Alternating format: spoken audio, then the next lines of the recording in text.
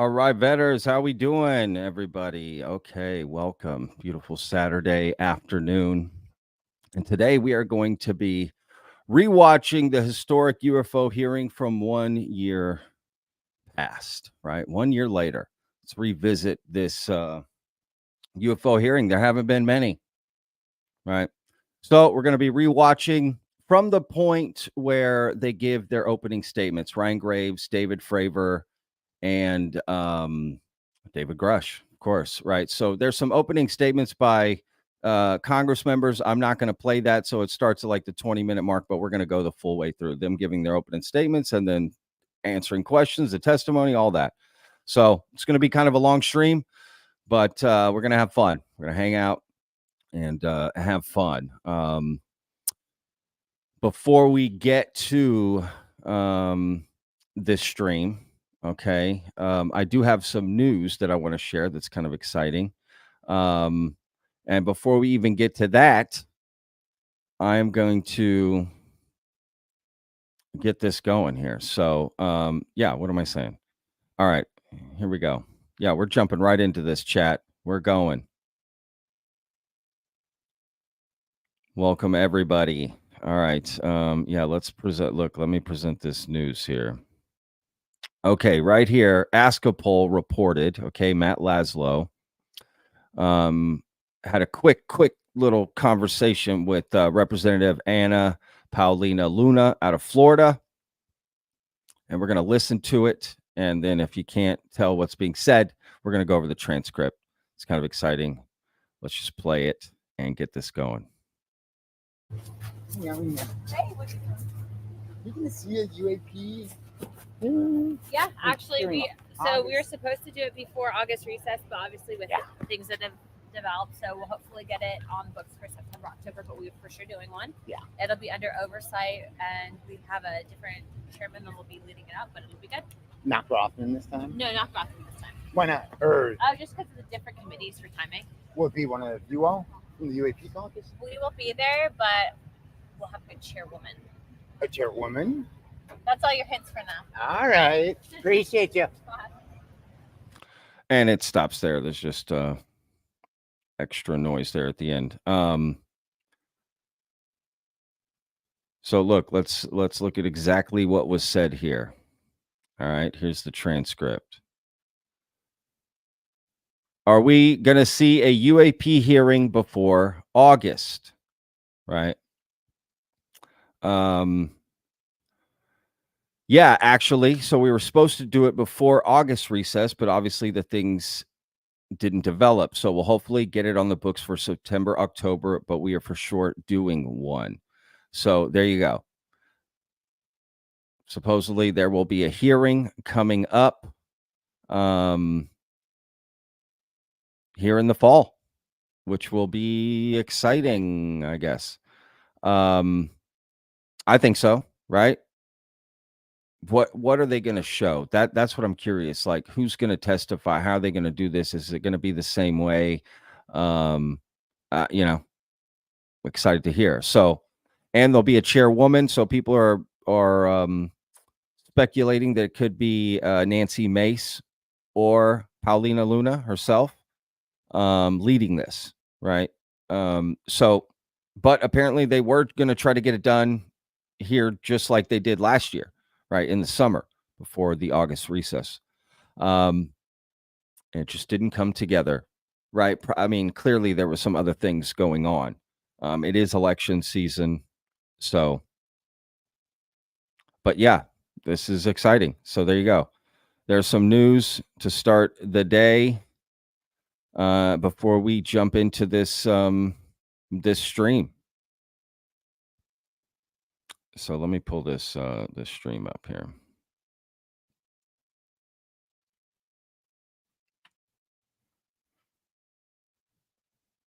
All right, here we go. So this is it again. We got Ryan Graves, David Fravor, and David Grusch. We're going to play from this 24-minute mark all the way through all the questions. Just kind of relive this moment. We're at the 1 year anniversary of this happening. And I think however you feel about it, it moved a needle, right? It brought forth a lot. It so let's go over it, right? Did we forget some things that were said? Some claims that were made, because a lot has happened since, right? And to be fair, David Fravor hasn't done much in the last year, right? But he kind of is like, hey, I did my testimony, I'm out. So I get it. But all right, look, let's jump into this here. Thank you. Chairman Grothman, Ranking Member Garcia, distinguished members of the House Oversight Subcommittee on National Security, Representatives Burchett and Luna. My name is Ryan Fobbs Graves, and I'm a former F-18 pilot with a decade of service in the U.S. Navy, including 2 deployments in Operation Enduring Freedom and Operation Inherent Resolve. I have experienced advanced UAP firsthand, and I'm here to voice the concerns of more than 30 commercial aircrew and military veterans who have confided their similar encounters with me. Today, I would like to highlight 3 critical issues that demand our action. As we convene here, UAP are in our airspace, but they are grossly underreported. These sightings are not rare or isolated, they are routine. Military aircrew and commercial pilots, trained observers whose lives depend on accurate identification, are frequently witnessing these phenomena. The stigma attached to UAP is real and powerful and challenges national security. It silences commercial pilots who fear professional repercussions, discourages witnesses, and is only compounded by recent government claims questioning the credibility of eyewitness testimony. Parts of our government are aware of more about UAP than they let on, but excessive classification practices keep crucial information hidden. Since 2021, all UAP videos are classified as secret or above. This level of secrecy not only impedes our understanding, but fuels speculation and mistrust. In 2014, I was an F-18 Foxtrot pilot in the Navy Fighter Attack Squadron 11, the Red Rippers, and I was stationed at NAS Oceana in Virginia Beach. After upgrades were made to our jet's radar systems, we began detecting unknown objects operating in our airspace. At first, we assumed they were radar errors, but soon we began to correlate the radar tracks with multiple onboard sensors, including infrared systems, eventually through visual ID. During a training mission in Warning Area Whiskey 72, 10 miles off the coast of Virginia Beach, 2 F-18 Super Hornets were split by a UAP. The object, described as a dark gray or a black cube inside of a clear sphere, came within 50 feet of the lead aircraft and was estimated to be 5 to 15 feet in diameter. The mission commander terminated the flight immediately and returned to base. Our squadron submitted a safety report, but there was no official acknowledgement of the incident and no further mechanism to report the sightings. Soon, these encounters became so frequent that aircrew would discuss the risk of UAP as part of their regular pre-flight briefs. Recognizing the need for action and answers, I founded Americans for Safe Aerospace. The organization has since become a haven for UAP witnesses who were previously unspoken due to the absence of a safe intake process. More than 30 witnesses have come forward, and almost 5,000 Americans have joined us in the fight for transparency at safeaerospace.org. The majority of witnesses are commercial pilots at major airlines. Often, they are veterans with decades of flying experience. Pilots are reporting UAP at altitudes that appear above them at 40,000 feet, potentially in low Earth orbit or in the gray zone below the Kármán line, making inexplainable maneuvers like right-hand turns and retrograde orbits or J-hooks. Sometimes these reports are reoccurring, with numerous recent sightings north of Hawaii and in the North Atlantic. Other veterans are also coming forward to us regarding UAP encounters in our airspace and oceans. The most compelling involve observations of UAP by multiple witnesses and sensor systems. I believe these accounts are only scratching the surface, and more will share their experiences once it is safe to do so. In closing, I recognize the skepticism surrounding this topic. If everyone could see the sensor and video data I witnessed, our national conversation would change. I urge us to put aside stigma and address the security and safety issue this topic represents.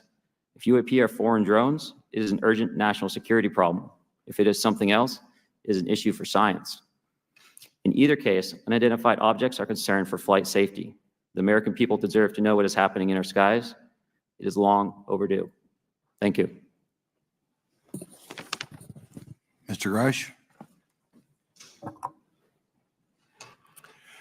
Mr. Chairman, ranking members and congressmen, thank you. I'm happy to be here. This is an important issue, and I'm grateful for your time.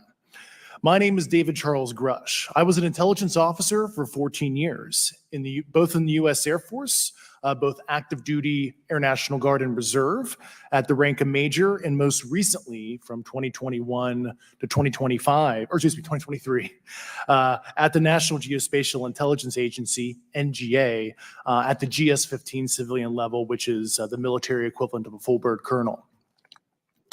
I was my agency's co-lead in unidentified anomalous phenomena and transmedium object analysis, as well as reporting to the UAP task force, UAPTF, and eventually, once it was established, the All-Domain Anomaly Resolution Office, AARO.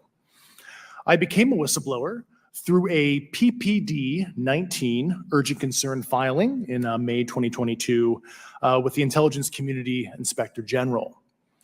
Following concerning reports from multiple esteemed and credentialed current and former military and intelligence community individuals that the U.S. government is operating with secrecy above congressional oversight with regards to UAPs. My testimony is based on information I've been given by individuals with a long-standing track record of legitimacy and service to this country, many of whom also have shared compelling evidence in the form of photography, official documentation, and classified oral testimony to myself and my various colleagues. I have taken every step I can to corroborate this evidence over a period of 4 years while I was with the UAP task force and do my due diligence on the individual sharing it. This is because of these steps, I believe strongly in the importance of bringing this information before you. I am driven by a commitment of both to truth and transparency, rooted in our inherent duty to uphold the United States Constitution and protect the American people. I'm asking Congress to hold our government to this standard and thoroughly investigate these claims. But as I stand here under oath now, I am speaking to the facts as I've been told them. In the U.S. Air Force, in my National Reconnaissance Office, NRO, reservist capacity, I was a member of the UAP Task Force from 2019 to 2021. I served at the NRO Operations Center on the Director's Briefing staff, which included the coordination of the Presidential Daily Brief and supporting variety of contingency operations, which I was the Reserve Intelligence Division Chief backup. In 2019, the UAP Task Force Director asked me to identify all special access programs and controlled access programs, also known as SAPs and CAPs, we needed to satisfy our congressionally mandated mission, and we were direct report at the time to the DepSecDef. At the time, due to my extensive executive level intelligence support duties, I was cleared to literally all relevant compartments and in a position of extreme trust, both in my military and civilian capacities. I was informed in the course of my official duties of a multi-decade UAP crash retrieval and reverse engineering program, to which I was denied access to those additional read-ons when I requested it. I made the decision, based on the data I collected, to report this information to my superiors and multiple inspectors general, and in effect becoming a whistleblower. As you know, I've suffered retaliation for my decision, but I am hopeful that my actions will ultimately lead to a positive outcome of increased transparency. Thank you, and I'm happy to answer your questions. Thank you. Commander Fravor. Thank you. Thank you, Mr. Chairman, Congressmen, Congresswomen. I want to first thank you for the invitation to speak to the committee on the UAP topic that's been in the news for the past 6 years and seems to be continuing to gain momentum. As you know, my name is David Fravor. I'm a retired commander in the United States Navy. In 2004, I was a commanding officer of Strike Fighter Squadron 41, the world-famous Black Aces. We were attached to Carrier Wing 11, stationed on board the USS Nimitz, and had begun a 2-month workup cycle off the coast of California. On this day, we were scheduled for a 2v2 air-to-air training with the USS Princeton as our control. When we launched off Nimitz, my wingman was joining up. We were told that the training was going to be suspended and we were going to proceed with real-world tasking. As we proceeded to the west, the air controller was counting down the range to an object that we were going to, and we were unaware of what we were going to see when we arrived. The controller told us that these objects had been observed for over 2 weeks, coming down from over 80,000 feet, rapidly descending to 20,000 feet, hanging out for hours, and then going straight back up. For those who don't realize, above 80,000 feet is space. We arrived at the location at approximately 20,000 feet, and the controller called merge plot, which means that our radar blip was now in the same resolution cell as the contact. As we looked around, we noticed that we saw some whitewater off our right side. It's important to note that the weather on this day was as close to perfect as you could ask for off the coast of San Diego. Clear skies, light winds, calm seas, no whitecaps from waves. So the whitewater stood out in a large blue ocean. All four of us, because we were in F-18Fs, so we had pilots and Wizzo in the back seat, looked down and saw a white tic-tac object with a longitudinal axis pointing north-south and moving very abruptly over the water like a ping pong ball. There were no rotors, no rotor wash, or any sign of visible control surfaces like wings. As we started clockwise towards the object, my Wizzo and I decided to go down and take a closer look with the other aircraft staying in high cover to observe both us and the tic-tac. We proceeded around the circle about 90 degrees from the start of our descent, and the object suddenly shifted its longitudinal axis, aligned it with my aircraft, and began to climb. We continued down another 270 degrees, nose low, where the tic-tac, or we considered 270 degrees to where, and we went nose low to where the tic-tac would have been. Our altitude at this point was about 15,000 feet, and the tic-tac was about 12,000. As we pulled nose onto the object, within about a half mile of it, it rapidly accelerated in front of us and disappeared. Our wingmen, roughly 8,000 feet above us, lost contact also. We immediately turned back to see where the whitewater was at, and it was gone also. So as we started to turn back towards the east, the controller came up and said, "Sir, you're not going to believe this, but that thing is at your cap point, roughly 60 miles away in less than a minute. You can calculate the speed." We returned to Nimitz. We were taking off our gear. We were talking to one of my crews that was getting ready to launch. We mentioned it to them, and they went out and luckily got the video that you see, that 90-second video. What you don't see is the radar tape that was never released, and we don't know where it's at, of the active jamming that the object put on an APG-73 radar, and I can get into modes later if you're interested. What is shocking to us is that the incident was never investigated. None of my crew were ever questioned. Tapes were never taken, and after a couple days, it turned into a great story with friends. It wasn't until 2009 until Jay Stratton had contacted me to investigate. Unbeknownst to all, he was part of the ATIP program in the Pentagon led by Lou Elizondo. And there was an official report that came out that's now on the internet. Years later, I was contacted by the other pilot, Alex Dietrich, and asked if I'd been contacted, and I said no, but I'm willing to talk. I was contacted by Mr. Elizondo, and we talked for a short period of time, and he said we'd be in contact. A few weeks after that, I was made aware that Lou had left the Pentagon in protest and joined forces with Tom DeLong, Chris Mellon, Steve Justice, and others to form Two Stars Academy, an organization that pressed the issue with leading industry experts and U.S. government officials. They worked with Leslie Keene, who is present today, Ralph Blumenthal, and Helene Cooper to publish the articles in the New York Times 2017 New York Times. And it removed the stigma on the topic of UFOs, which is why we're here today. Those articles open the door for the government and public that cannot be closed. It has led to an interest from our elected officials who are not focused on little green men, but figuring out where these craft are, where are they from, the technology they possess, how do they operate. It also led to the Whistleblower Protection Act and the NDAA. There are multiple witnesses coming forward to say that have firsthand knowledge, and Mr. Grusch just covered that. What concerns me is that there's no oversight from our elected officials on anything associated with our government processing or working on craft. Believe it or not, from this world. This issue is not a full public disclosure that could undermine national security, but it is about ensuring that our system of checks and balances works across all work done in the government using taxpayer funds. Relative to government programs, even unacknowledged wave programs have some level of oversight by the appropriate committee members in the House and Senate. And this work that is said to be occurring from whistleblower testimonies should not be exempt. In closing, I would like to say that the tic-tac object we engaged in 2004 was far superior to anything that we had on time, have today, or are looking to develop in the next 10 years. If we in fact have programs that possess this technology, it needs to have oversight from those people that the citizens of this great country elected in office to represent what is best for the United States and best for the citizens. I thank you for your time. Thank you very much. Thank you very much. I know it's very difficult for all of you, all you've done in the past to try to illuminate this issue. Call myself first for some questions. I'm going to start with Mr. Graves.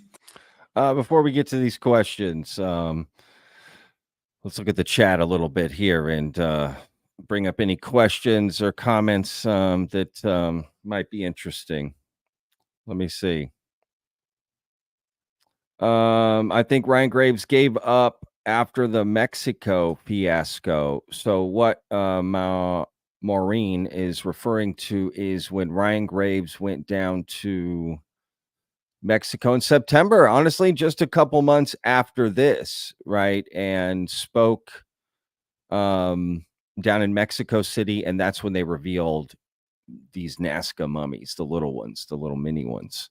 And supposedly he didn't, there's been some controversy there. I've made a few videos, right? Like he left early. He was supposed to do some more things there in Mexico, but he left early. And when he got back, he kind of made a statement like it kind of, that came out of nowhere. He didn't know that was going to happen. And then Jaime Maussan came back and said, no, we told you this was going to happen. Right. And then he showed some footage and whatever, who knows? I think Ryan Graves just wants to stay away from that. He did have a podcast called Merged or Unmerged. I think it was Merged podcast, something like that. I thought it was pretty good, right? I haven't really seen any new episodes, so I'm not sure what's going on with that. But it's interesting to see just where people are, right, a year later. So it is possible that the Nazca situation with Ryan could have soured him in some way, for sure. But look, he's working with the Americans for Safe Aerospace, right? And I think he's just been focused on that, which I applaud him for. And honestly, that's where his best efforts should go. And he kind of seems like a no nonsense, just get work done kind of guy. So I get it why he doesn't want to be involved in any drama in the community. Totally get it. All right. Yeah. So it is, merch. Let me give a shout out here. Alien Girl, epic, happy 1 year Grusch anniversary, Alien friends. Y'all, please go to Alien Girl's channel. She's got a video she's going to be premiering, I believe, later this evening. Something she worked really, really hard on. Sort of a compilation of her interviews. I believe she took a lot of time to edit it. So please go check that out and support her. We got to support each other here in the community, y'all. Palmer Joss asks, where's Fravor 1 year later? That's a good question, to be honest. I believe around this time, David Fravor did do an interview with Ryan Graves on this Merged podcast. And that's the last interview I've seen of him, I believe. That was last summer. I don't remember if it was before this or after this hearing. I can't remember. I think it was after. But he's just living his life, living his normal life. I believe he works for an aerospace company, if I'm not mistaken. Yeah, he does. He even speaks about it here in this. See, that's why it's good to rewatch this thing a year later, because we kind of forget some of these things, and some of the things that have been said, right? And what to follow up on for this next hearing, because a lot of these people that are going to show up for this hearing in the fall, Congress member, they're going to refer back to this hearing a lot. It's on the record, right? It's in their playing field. This is what they know to be fact. This is what they're working with, right? So it is important to watch this and take it in again, to be honest with you. Yeah, I think Fravor's just, living his life.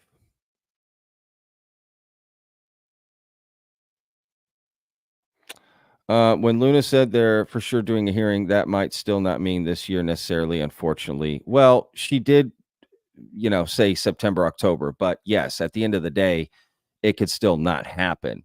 But that's what she's estimating, this September, October, meaning here in just a couple months.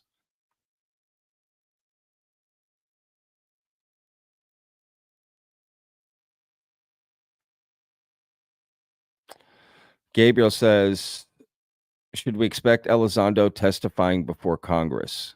I hope so. And maybe with his book coming out in August, he will testify, right? September, October, his book comes out, he testifies.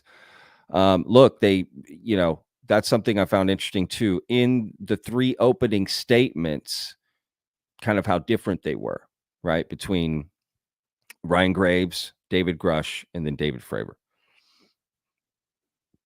And David Fravor brought up Lou Elizondo, right? and to the stars and all of that, and got that like in the record, right? And help remove the stigma, right? He even said that New York Times article helped remove the stigma. You know, I honestly, at second hearing that the second time, I guess I just never, that's an interesting inclusion for him to put into his opening statement. But regardless, will Lou Elizondo testify? Yeah, I would hope so. That would be cool. He knows a lot. And according to this book and some of the stuff that's come out, he should testify. A lot of these people should testify. What, right? If you can put it in a book, you can come into court and testify about it. That's what I'm saying. Because he's dropping names. He's saying facts, right? New facts, new things. And it would be great to hear from him, right? Remember this hearing right here that we're replaying, they had way more witnesses that were supposed to testify. But as Tim Burchett put it, there was some pressure put upon them, some of them, and they had to back out, right? So it got dwindled down to these three. So, you know, what's going to happen for this next hearing? I don't know. Do they do the same thing? Wide net, it gets narrowed down. Again, what's the level of people that are going to come forward? What do people want? I know what I want. I want firsthand whistleblowers at this next hearing. I don't see the point at this point of having more people testify. They can maybe testify afterwards, but let's get these firsthand whistleblowers and bring it out. And then afterwards, yeah, explore it. Have multiple hearings to break some of this down. I don't know. Maybe I'm wrong. You know, everybody's going to want something different at this point with the hearing, who they want to come forward and who in particular, right? I mean, anyone claiming firsthand knowledge, we should be wanting to testify. And then does it become, well, is it their right to deny it, or should we subpoena them? And it's regardless whether they want to or not. You know, for instance, someone like Bob Lazar, you know, he might say, well, I'm really done. I don't know the UFO community anything, right? That's come up if he's going to testify, and he's stated no, right? But then he also said, you know, you never know. But should it matter? Should we just be subpoenaing people if they're coming out with these claims about this? You know, regardless. I mean, that's what they're looking for, subpoena power, right? In this new bill. Does that include just private citizens? Because technically, according to Bob Lazar, he's an ex-employee. So that would include him under this subpoena power, right? I would think. So I don't know. That's interesting. You know, where we'll go with that. All right, let's get into the rest of this here. And I'll kind of stop here and there and take some breaks and do some comments and that sort of thing. So are pilots that you interact with as part of your organization, do you feel adequately trained and briefed on how to handle encounters with UAPs? No. Right now, military witnesses to UAP have limited options for reporting UAP. But more concerning is that commercial aviation sector has not adapted to the lessons that the military has implemented. The military and Department of Defense has stated that UAP represent a critical aviation safety risk. We have not seen that same language being used in the commercial markets. They are not acknowledging this risk. Okay. What steps do you think you have to be taken to improve a pilot's UAP reporting, be it military or commercial? Right now, we need a system where pilots can report without fear of losing their jobs. There is a fear that the stigma associated with this topic is going to lead to professional repercussions, either through management or perhaps through their yearly physical check. So having a secure system, reducing the stigma, and making this information available through the public is going to reduce the concerns that aircrew have. Could you just give me a little? Let's keep in mind as we watch this, how this translates to 1 year later, right? So has some of this changed in 1 year? Like as you're listening to this, right? And this is one instance, quickly, just right off the bat, where it is, right? Ryan Graves has helped get some legislation put in, I think even some passed. and right, like he's making moves, so he's putting his money where his mouth is in that sense. Now that all doesn't rely on him entirely either, right? So but yeah, it's interesting to hear these comments from a year ago and in relation to now. A little idea that the degree to which reports in the past are not made public right now? Well, I don't think there has been a proper reporting system to gather those reports and thus not report them. So to answer your question, I think there is a dearth of data due to the fact that the reporting has been limited up to this time. Could you tell me why you believe it's, kind of to play the devil's advocate, a reason why some of this stuff should not be available to the public? There's certainly some national security concerns when we use our advanced sensors in our tactical jets to be able to identify these objects. However, there's no reason that the objects themselves would be classified. I would be curious to see how the security classification guideline actually spells out the different nuances of how this topic is classified from the perspective of UAP, not national security. I'll give you a follow-up on that. Assuming that there are reasons why not all this should be made public, this has been around for a long period of time. Can any of the three of you think of any reason why anything related to UAPs, say 15 years and back, should not be immediately made public? I think one of it is acknowledging a vulnerability, both from a collection and I'll just say a countermeasure perspective. So it's not we haven't cracked for many years. Yeah. Even say 20 years back. Is there any reason why when you go back that far, things shouldn't be made public? Unless it shows a specific national security vulnerability as it relates to a weakness in a particular defense system. Oh, okay, Mr. Fravor, the TikTok incident that you were engaged occurred in 2004. What kind of reporting took place after that incident? None. We had a standard debrief where the backseaters went down to our carrier intel center and briefed what had happened, and that was it. No one else talked to us, and I was in the top 20 in the battle group. No one came. The captain was aware, the admiral was aware, nothing was done. Your commanding officers provide any sort of justification? No, because I was the commanding officer of the squadron, so no. Was this incident the only UAP event that you encountered while you were a pilot? Yes, it was. Okay. This is for any one of you. Based off of each of your experiences and observations, do you believe UAPs pose a potential threat to our national security? I'll do it. Yes, and here's why. The technology that we faced was far superior than anything that we had, and you could put that anywhere. If you had one, you captured one, you reverse engineered it, you got it to work, you're talking something that can go into space, go someplace, drop down in a matter of seconds, do whatever it wants, and leave, and there's nothing we can do about it. Nothing. Okay, you two? Well, I would also like to add, from a commercial aviation and military aviation perspective, we deal with uncertainty in our operating space as a matter of our professional actions. Identifying friend from foe is very important to us. And so when we have unidentified targets and we continue to ignore those due to a stigma or a fear of what it could be, that's an opening that our adversaries can take advantage of. What steps should be taken to better understand and respond to UAP encounters in the interest of national security?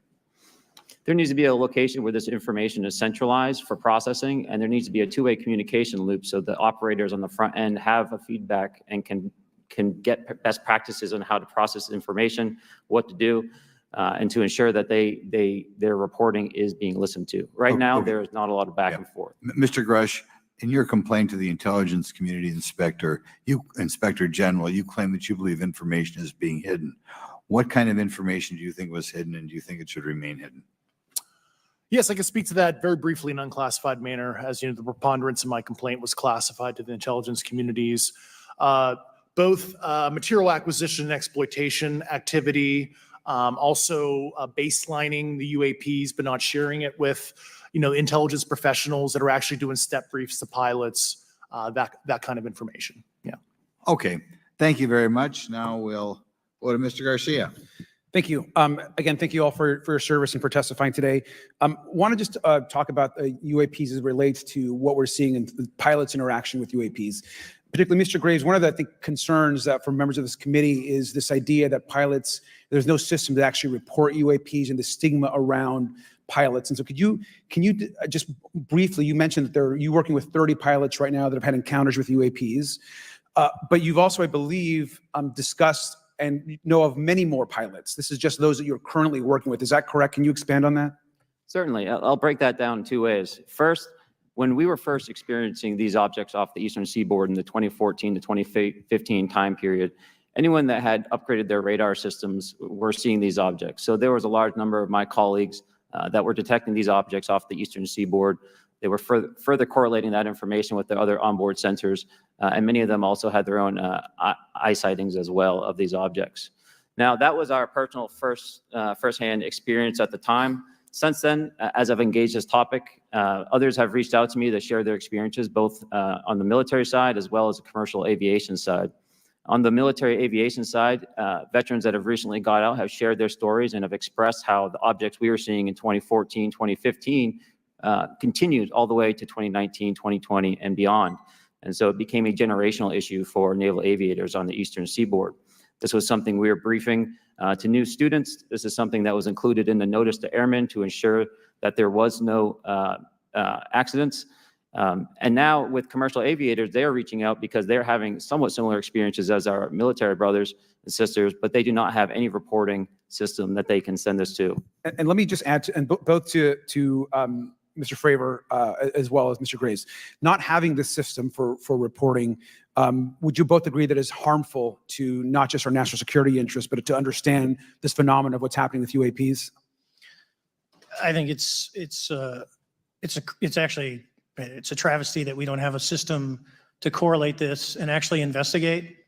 So if you took the East Coast, there's coastal radars out there that monitor our air defense identification zone, so out to 200 miles. They can track these, so when you see them, they could actually go and pull that data and get maneuvering. And instead of just having the airplanes, there's other data sources out there. And I've talked to other government officials on this. So you need a centrally located repository that these reports go to. So if you just stuck it in DOD, you wouldn't get anything out of the Intelligence Committee because they have a tendency to not to talk. But if you had a central location where these reports would come in, not just military, but also commercial aviation, because there's a lot of that going on, especially if you talk to anyone that flies from here to Hawaii, over the Pacific, they see odd lights. So I think you need to develop something that allows you a central point to collect the data in order to investigate. Mr. Graves? I would concur with everything Mr. Fravor said. I'll continue to say that the commercial pilots that have reached out to me through Americans for Safe Aerospace are doing so because they don't feel there's another way for them to report this safety issue. And I think one of the clear outcomes of this hearing already is that there has to be a safe and transparent reporting process for pilots, both on the commercial side and the military side, to be able to report UAPs in a way that's also transparent, but also understands the scope of our national security interests, and what may be classified or not, but I think there has to be some sort of system. And so that's something that I hope can be an outcome that this committee can work on. Is there anything else for the two of you briefly beyond this reporting system that you think that we can do as a government to encourage and facilitate more civilian reporting? I think we're doing it right now. Okay, great. I think this hearing is going to show the American people that their government takes this topic seriously. And how about civilians that may not be pilots? What kind of process could be in place for civilians who are not pilots, who may have UAP encounters? Do either of you have any suggestions that could facilitate that? My recommendations would be to make that a sensor-centric operation in order to make it as objective as possible. Okay, sir, Mr. Fravor? No, I agree with Mr. Graves on that. Okay, just briefly, I also just want to note, particularly for the two pilots, and I have a question for Mr. Grusch. One of the things that I found fascinating in our discussion, Mr. Graves, last night as well, is that you both described UAPs and formations and the way they are observed in space or in our air, and the way that they move is essentially ways in which current technology or aircraft that we know of are unable to actually function or move. And so will you just, for the public record, again, once again, briefly, just either describe or note that aircraft that are being witnessed, particularly by the 30 folks that you're working with, are essentially outside the scope of anything that we know of today and the technology we have today. Mr. Graves, Mr. Fravor? Yes, the objects that are being seen by commercial pilots are performing maneuvers that are unexplainable due to our current understanding of our technology and our capabilities as a country. And that applies for the military as well. Mr. Fravor? Yeah, I concur with that. We have nothing that can stop in midair and go the other direction, nor do we have anything that can, like in our situation, come down from space, hang out for 3 hours and go back up. Thank you. My last question, and sometimes I know that you have also said some of these answers in the past, but we're trying to get them on the public record as well, which is really important. Mr. Grusch, finally, do you believe that our government is in possession of UAPs? Absolutely, based on interviewing over 40 witnesses over 4 years. And where? I know the exact locations, and those locations were provided to the Inspector General and some of which to the intelligence committees. I actually had the people with the firsthand knowledge provide a protected disclosure to the Inspector General. Thank you. And Mr. Chairman, I would just say that I think that these questions are important questions, and I look forward to being involved in the process to get those answered. I know there'll be a lot of questions from other committee members, so I yield back. And there is the magic statement, right? Over 40 witnesses. I know where the locations are, right, of these crashed UAPs. And then what ensued from this moment until now, right? They tried after this hearing to get in a skiff. They said they were going to, and everyone was kind of excited that's going to happen. It didn't. They got denied. It wasn't until, I believe, at the beginning of this year where they did get a skiff to go over parts of David Grusch's investigation, but not the fantastical parts, right? Because there were many facets to it. It was more overreach and overspending and black budget programs, right? And people came out of that meeting, couldn't talk about what they heard in the skiff, right? But people were kind of like, okay, I believe in Grusch a little bit more here, right? Again, they do clarify none of the fantastical parts, right? The UFOs, the biologics, none of that, but some of the other stuff. So clearly Grusch is basing a lot of his investigation, right? They can verify, okay, these are the things he's presenting are true, some of it, right? So you got to wonder, okay, so he's just lying about the other stuff. I mean, that is interesting to think about, right? So over the course of a year, some of it was able to be sort of proven. Again, not the parts we want, but it does help Grusch's credibility, right? And he did a few interviews through the year. There was that whole thing with Arrow and Dr. Sean Kirkpatrick of having a meeting and, you know, going back and forth. But if I'm being honest, after the Brandon Fugel, Sean Kirkpatrick meeting fiasco, I don't really believe Kirkpatrick with the Grusch in the meeting and all that, you know. So, because he was supposed to present a lot of that information to Arrow, right? But he didn't trust them, right? He said they didn't have the clearances to hear this investigation, right? But, you know, I don't know. I'm just thinking this now. Why couldn't Grusch get in a skiff with Dr. Sean Kirkpatrick like he was willing to do with these Congress people and reveal to them? That makes sense. Why couldn't they all just get in a skiff?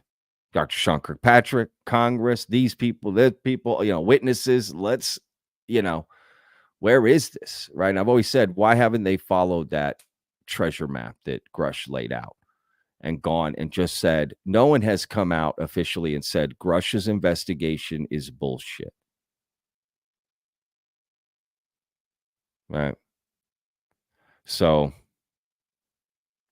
but would love to follow up, right? What's happening? Grusch's op-ed potentially is still supposed to come out.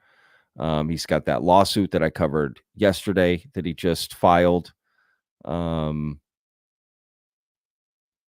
Could he testify again as a follow-up, right?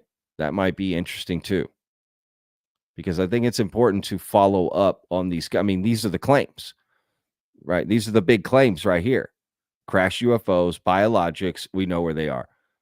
What other claims?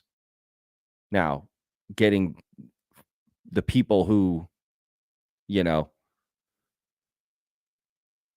worked on these craft, really, we should be bringing forward the 40 witnesses of this investigation to testify.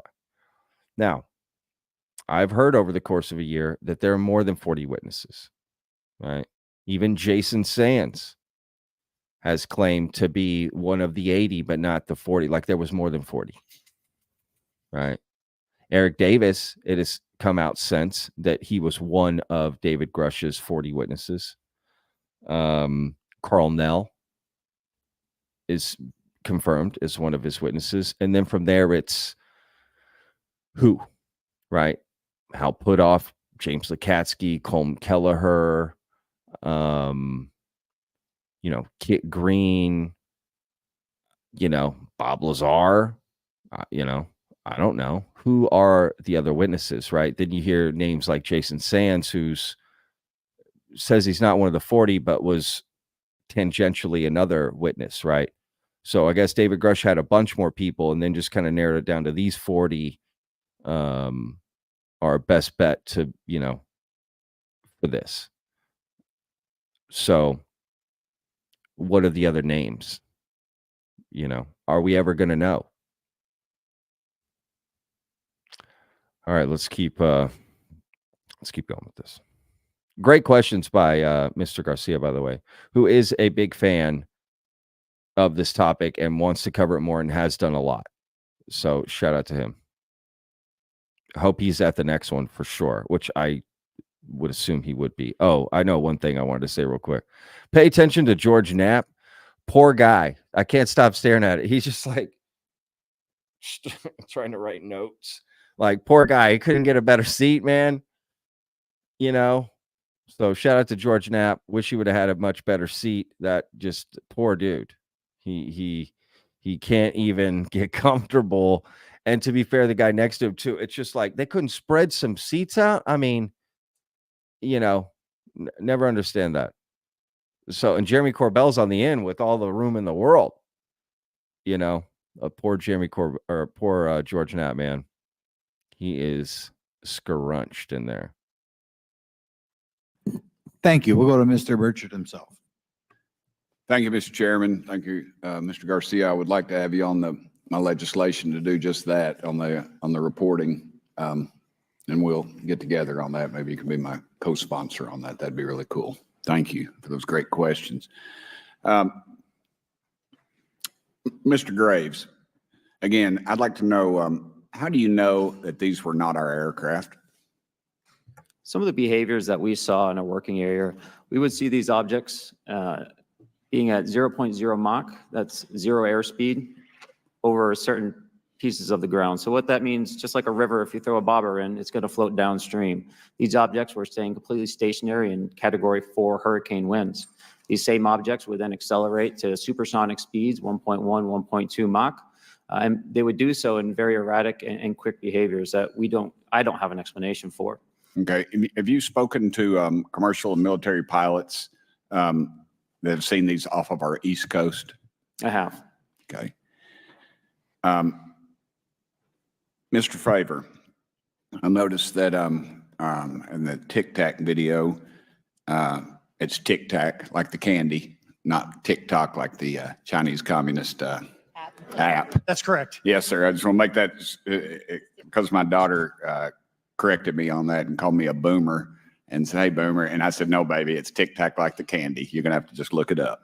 And but now I would also like to say today is a day of many firsts. It's a miracle that we're having this meeting, and it's also a miracle that my wife has put up with me for 9 years today. Today is my anniversary, so I want to tell my wife happy anniversary and that I love her very much.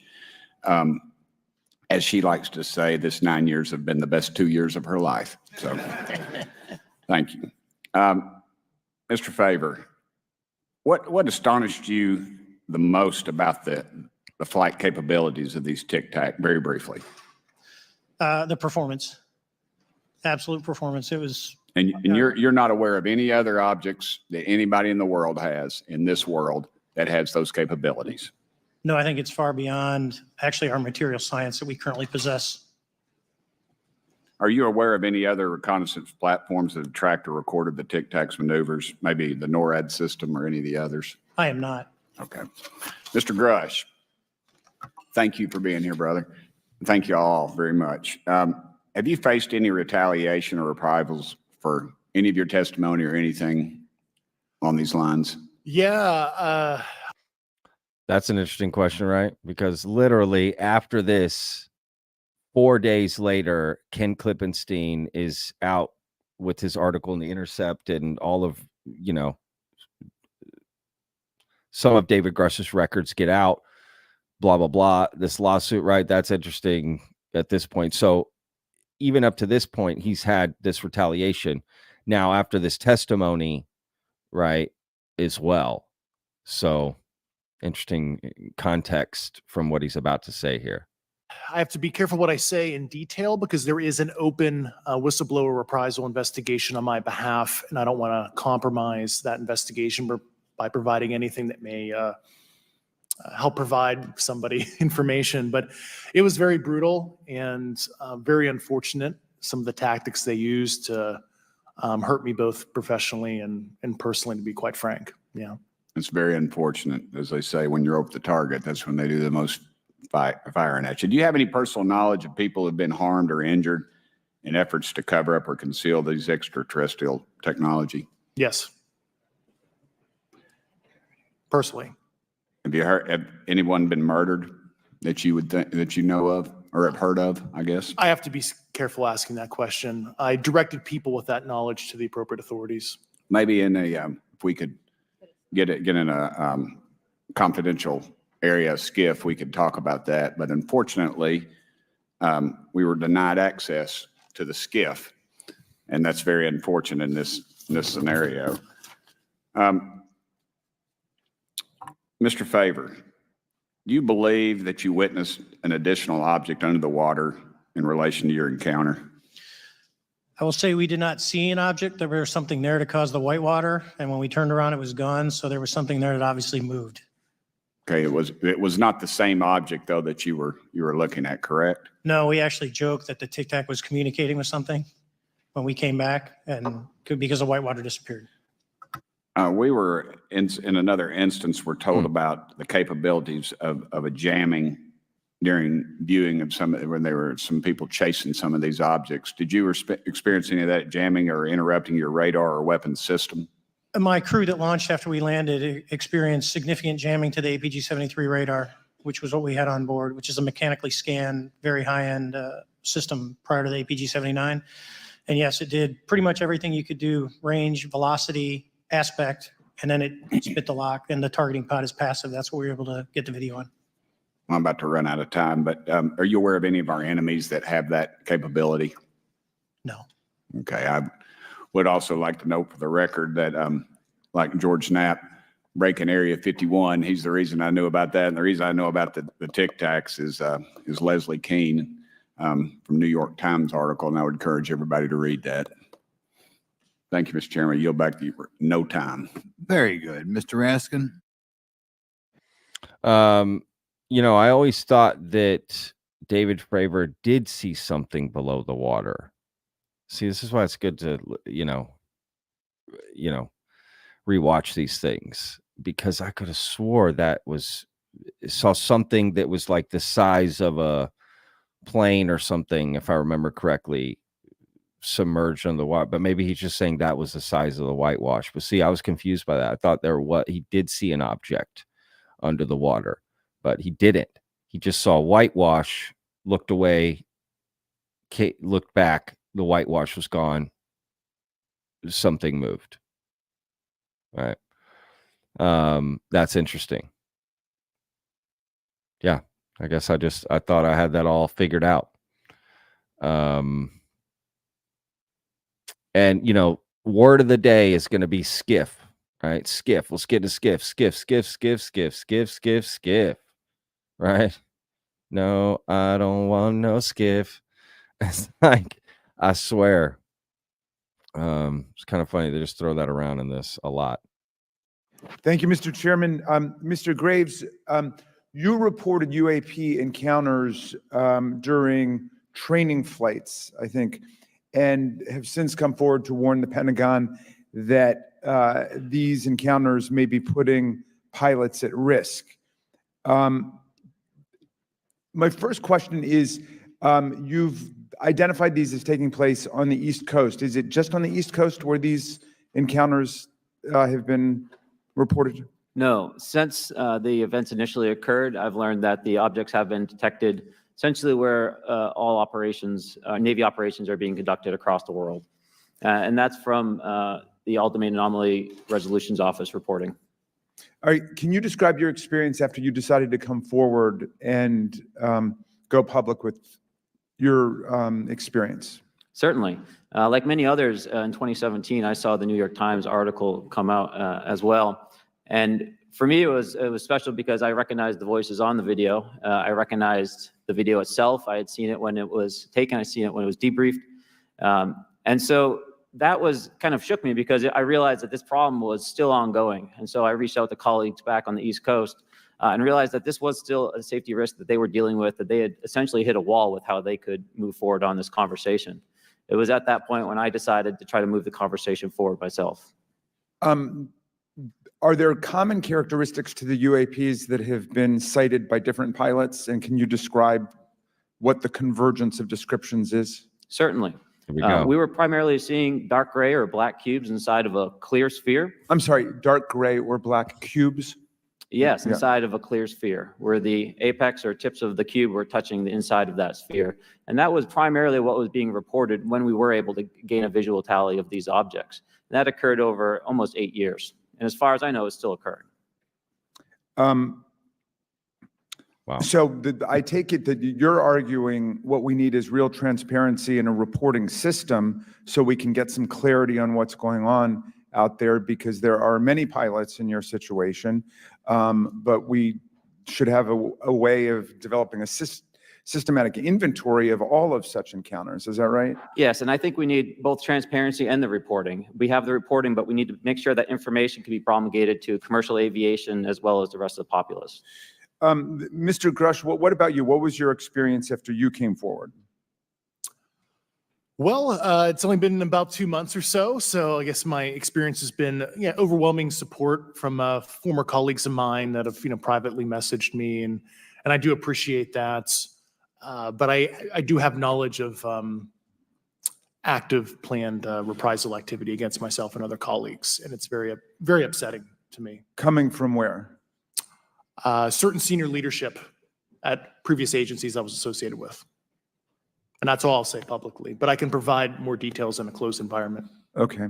Well, I hope you understand that there would be bipartisan rejection of any attempt to vilify, demonize, or engage in other reprisals against our witnesses and people who are telling the truth from their perspective.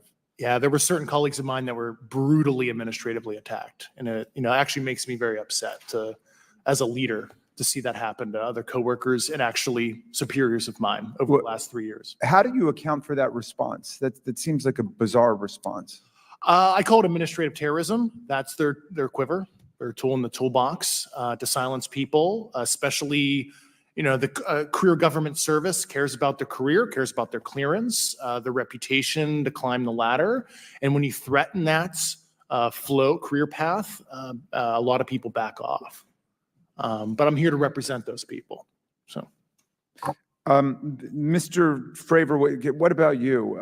What has your experience been since you've come forward with your perspective on this? Actually, I've been treated very well. And the 6 people that were involved, myself included, all of them have or will be retiring from the military as 05s or 06s.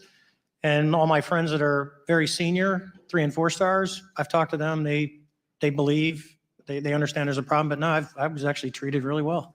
And what is your general interpretation of these phenomena, or what is your current thinking of trying to make sense of them? Well, I'll say, I'm not like a UFO fanatic. It's not me, but I will tell you that what we saw with 4 sets of eyes over a 5-minute period, still, we have nothing close to it. It was amazing to see. I told my buddy I wanted to fly it, but yeah, it's just an incredible technology. All right, Mr. Chairman, thank you very much. I'll yield back to you. Thanks. On to Ms. Luna. Mr. Grusch, in speaking to you yesterday, I just wanted to follow up on Representative Raskin's questions. In the last couple of years, have you had incidences that have caused you to be in fear for your life for addressing these issues? Yes, personally. Okay. Yeah. I just want everyone to note that he's coming forward in fear of his life to put in perspective, if they were really not scared about this information coming out, why would someone be intimidated like that? To your knowledge, are NHIs working with adversarial foreign governments in either technology exchange programs or back engineering programs? I don't have data on that. I'm not sure. Have you heard or you had people come forward to present that evidence? Not that particular evidence that you just espoused. Okay, on the 19th of April, Dr. Kirkpatrick, head of Aero, had said that What? he did not find any evidence of UAPs. You also stated that you had, in your interview, that you had briefed him on information that you were uncovering, but that he did not follow up with you. Were the items that you divulged to him pertinent to national security? Yes, him and I had a classified conversation in April 2022 before he took over Aero in July 2022, and I provided him some concerns I had. Do you know why he might not have followed up with you? Unfortunately, I cannot read his mind. I wish he did. I was happy to give sage counsel to him on where to look when he took the helm of Aero. Okay, and then my last question for you before I move to Mr. Graves is you received prior approval from the Defense Department to speak on certain issues, correct? Correct, through DOPSR, DoD Pre-Publication and Security Review. And I just want to remind the public, they're just looking from a security perspective. These are my own personal views and opinions, not the department's. Okay, I'm asking that though mainly because I think that there are many people that would like to discredit you. So it does bring a certain amount of credibility to your testimony. I'm required by law to do that as a former intelligence officer, or I go to jail for revealing classified information. Yeah, we don't want you to go to jail. My next question would actually be for Mr. Graves. Can you please explain to me in detail the event that occurred at Vandenberg Air Force Base? Certainly. In the 2003 timeframe, a large group of Boeing contractors were operating near one of the launch facilities at Vandenberg Air Force Base when they observed a very large 100-yard sided red square approach the base from the ocean and hover at low altitude over one of the launch facilities.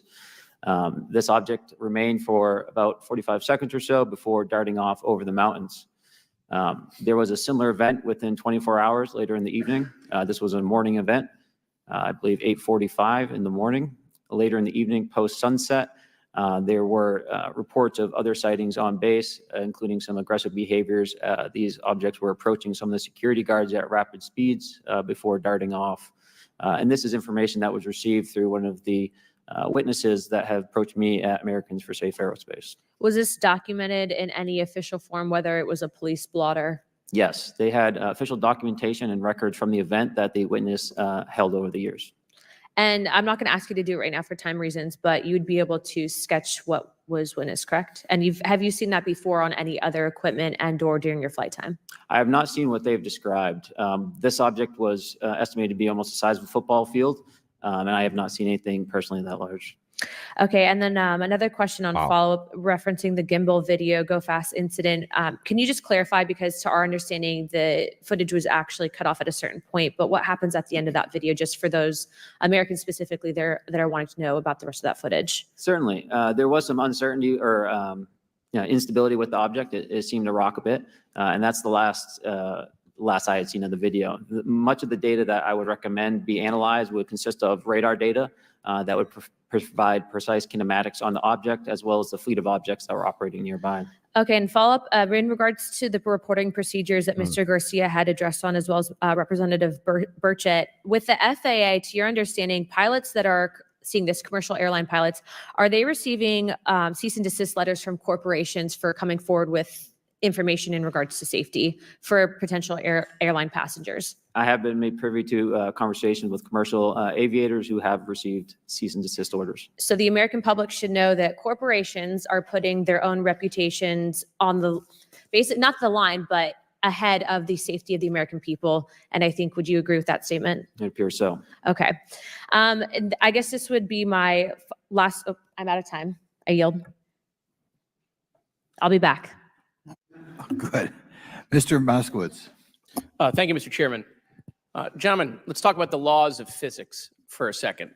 Mr. Graves and Commander Fravor, I heard you talk about speed. When those objects broke the sound barrier, did they make a sonic boom?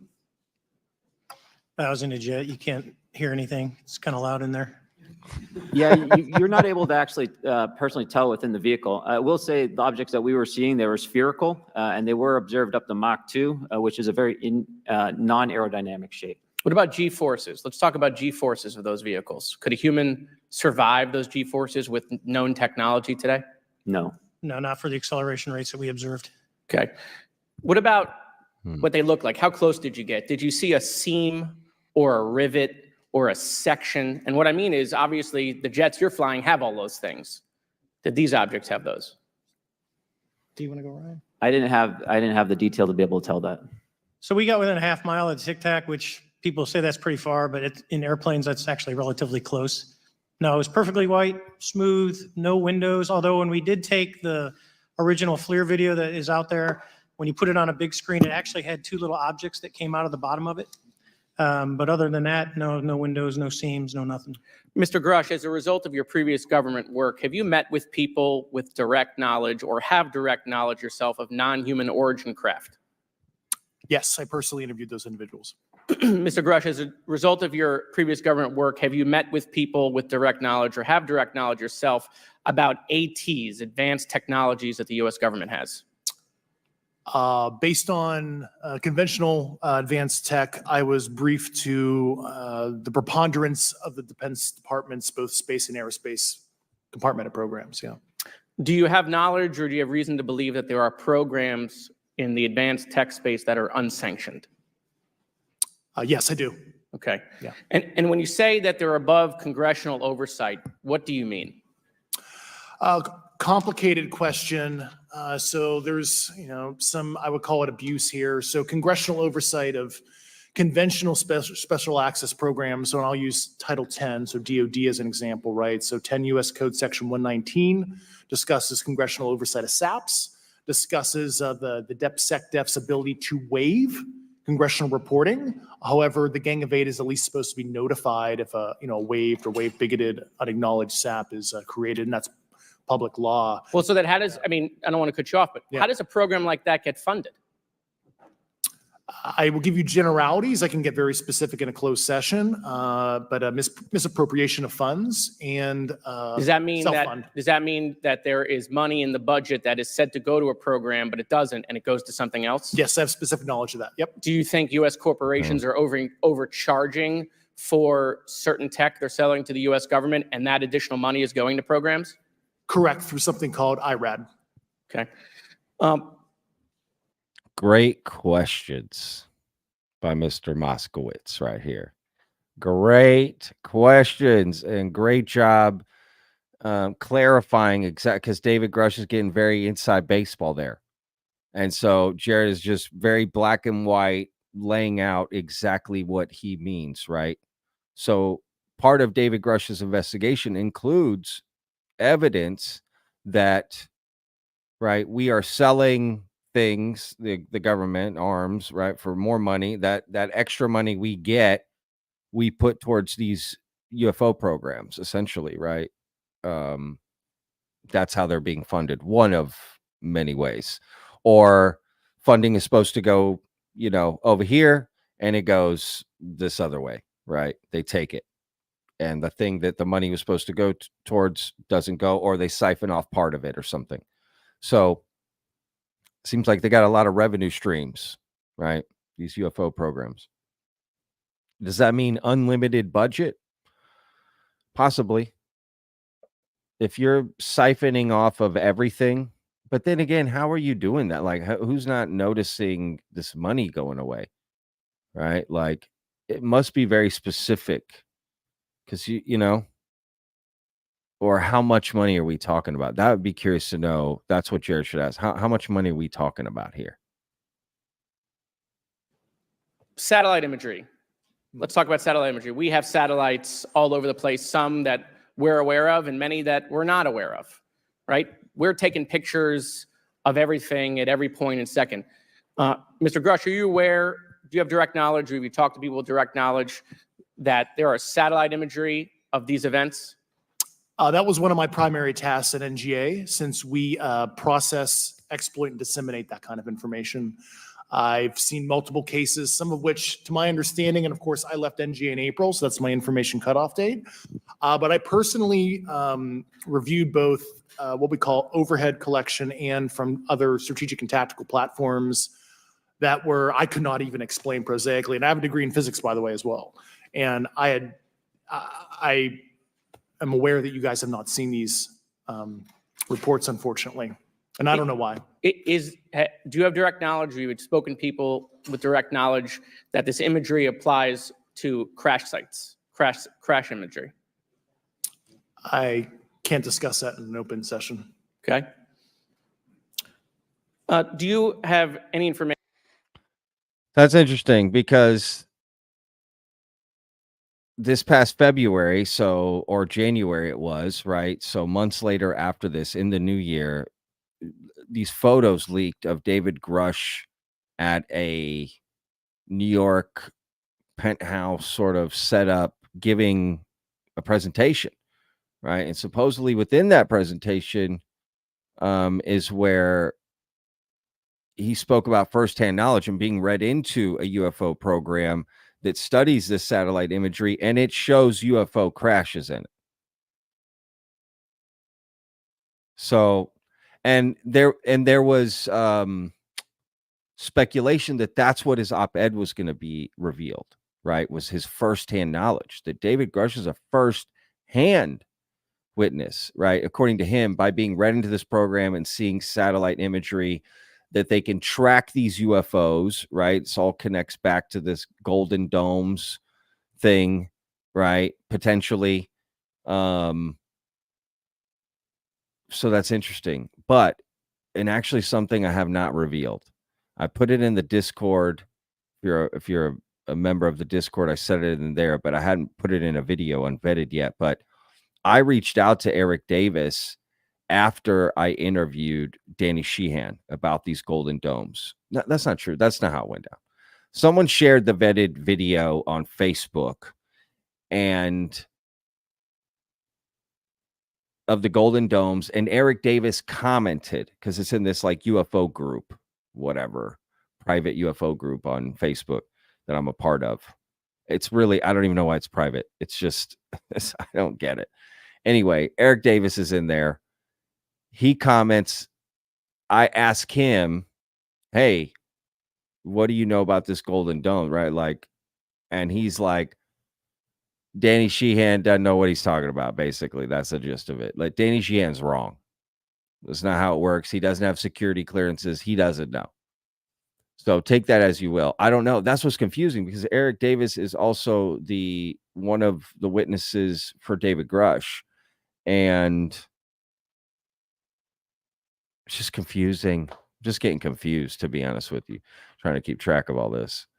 But I don't know why David Grusch can't testify right here that what's in that satellite imagery is UFO crashes, when he later reveals that later, sort of privately.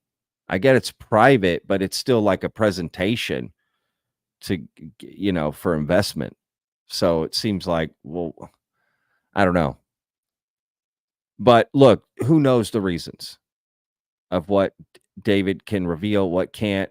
This is the beginning. Maybe he realized later, oh, I can't talk about this. And, he wishes he would have said something different during this.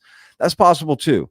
Let's also be real. David Grusch is riding a high wire here on this testimony, right? He's got a lawyer sitting right behind him. Charles McCullough, I believe is his name, right? Sitting right behind him, in between Jeremy Corbell and George Knapp.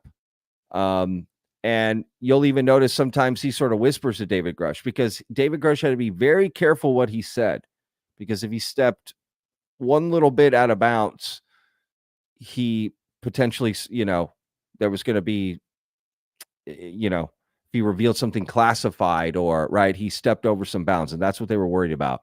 So, it's possible that he's just playing it safe here. So I want to be fair to the whole situation. But that's interesting. Again, it's so interesting to look back at this. I'm so surprised there aren't more people here live with us watching this and looking back. It's actually been a great interesting revelation to see how anything David Grusch related, people are just tired of at this point. People are just tired, don't even want to hear it. Right? It's like either we get so sucked on to just wanting new news and give me the new news, new, that you forget to like keep in mind some of these other things that were said, right? We got to keep that in mind and see where we're at, right? Looking back, because this is this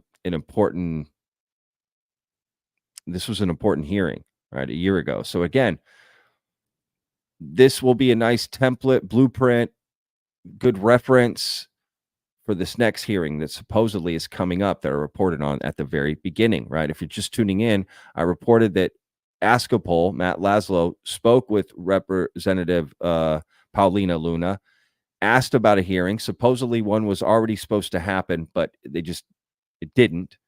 But it's coming in September, October with the new chairwoman.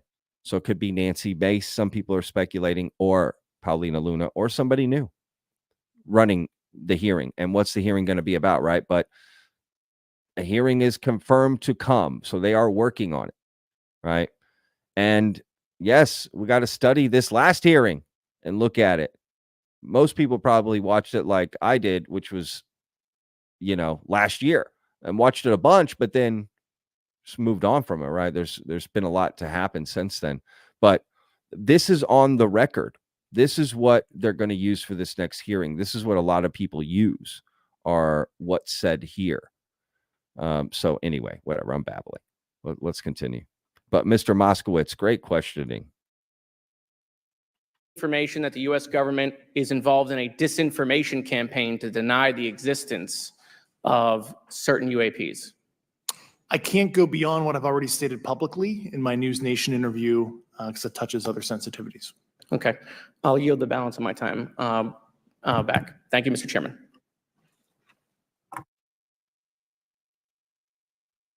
Ms. Fox? Thank you, Mr. Chairman, and I thank our witnesses for being here today. Mr. Grusch, in your sworn testimony, you state that the United States government has retrieved supposedly extraterrestrial spacecraft and other UAP-related artifacts. You go so far as to state that the U.S. is in possession of, quote, non-human spacecraft, end quote, and that some of these artifacts have circulated with defense contractors. Several other former military and intelligence officials have come forward with similar allegations, albeit in non-public settings. However, Dr. Sean Kirkpatrick, the director of AARO, previously testified before Congress that there has been, and I quote, no credible evidence thus far of extraterrestrial activity or of, quote, off-world technology brought to the attention of the office. To your knowledge, is that statement correct? It's not accurate. I believe Dr. Kirkpatrick mentioned he had about 30 individuals that have come to Arrow thus far. A few of those individuals have also come to Arrow that I also interviewed, Okay. and I know what they provided Dr. Kirkpatrick and their team. Okay, I was able to evaluate okay, that I information. need to go on. Sure. But my understanding that his statement is accurate, came from a direct quote. And this contradiction is a perfect example of why we need to inject transparency into our government. And for another example, look no further than the pitiful response to the Chinese spy balloon debacle earlier this year. You may remember the mass confusion that ensued when the balloon was first spotted over Montana, 4 days after it first entered U.S. airspace over Alaska. The Biden administration's initial inability to address the object grew into a continuous series of embarrassments. After news of the balloon reached the mainstream media, we were assured that the balloon posed no threat to our security. However, after the balloon was allowed to transit the entire continental United States, fighter jets were scrambled off the coast of South Carolina to shoot it down. This flip-flopping and obfuscation caused needless confusion, fear, and panic across the country. It's my hope, Mr. Chairman, that this sort of confusion will not be repeated. We should investigate the extent to which elements of our government possess or do not possess information that is of critical value to the American people. We owe it to the citizens of this nation to make sure that our government is transparent and accountable. We must make sure that our government provides answers, and Congress must do its duty to solicit those answers. With that, Mr. Chairman, I yield back. Yeah, Mr. Frost. Thank you, Mr. Chairman. In 2022, NASA announced that it was commissioning an independent study team to examine UAPs. The NASA team is comprised of scientists across different fields, as well as former astronauts and pilots. In May, the independent study team held its first public meeting, which included the perspectives from NASA senior leaders, as well as perspectives from the Department of Defense and intelligence agencies. The NASA study team is also expected to release its first report pretty soon, and I think it's safe to say that we all eagerly await its results.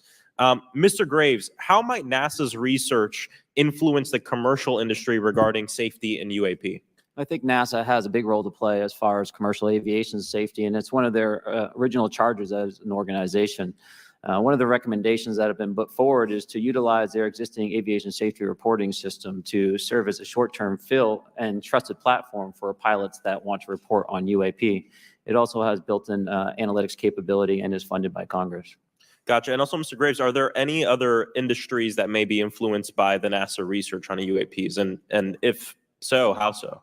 Well, I think there is a large swath of commercial capabilities that could be brought to bear on this topic, from space-based or ground-based sensor systems that are available open source or through commercial marketplaces. And I think NASA's work, as they work to identify and highlight specific parameters that can be found, we can take that information and promulgate this through the public sector so that we can have a more open conversation about what we're seeing. Yeah, you know, in 2020, the Department of Defense released several videos of UAPs, including Mr. Freyer's experience, U.S. Navy pilots that recorded footage. In 2021, the Office of the Director of National Intelligence released a preliminary report on UAP events. NASA Administrator Bill Nelson stated that NASA would begin to investigate these events. In fact, I sit on Science, Space, and Technology Committee, and when we were doing a hearing with the NASA Administrator Bill Nelson, I asked, why NASA needed to be fully funded. And there were many great reasons, but one of them was actually had to do with UAPs. He actually mentioned, is there life out there? I don't know. And so either way, these actions ultimately led NASA to assemble the independent study team that I mentioned earlier. Also in 2021, Harvard University stood up the Galileo project to research and examine the origins of UAP. So it seems like both, from NASA and in the higher education community, because of the work that y'all have done and people standing up, I think we're seeing some of that stigma slowly going away. Mr. Freyer, do you believe that military pilots feeling empowered to share their UAP experiences has directly impacted the scientific community's research goals on this topic? I would say yes. I would say that, starting in 2017, when it actually came out, it took that stigma away. I mean, I've talked to multiple senators who said prior to that, if you'd have mentioned UAP, you'd have been laughed off the hill. And now we're sitting here today for a public testimony on what's actually going on. I'm hoping that this curve will be more of an exponential and we'll get more and more transparent to the level that we can. Yeah. And I mean, it's important. I couldn't imagine, I'm not a pilot, but I used to fly gliders in Civil Air Patrol. Yeah. Pilot?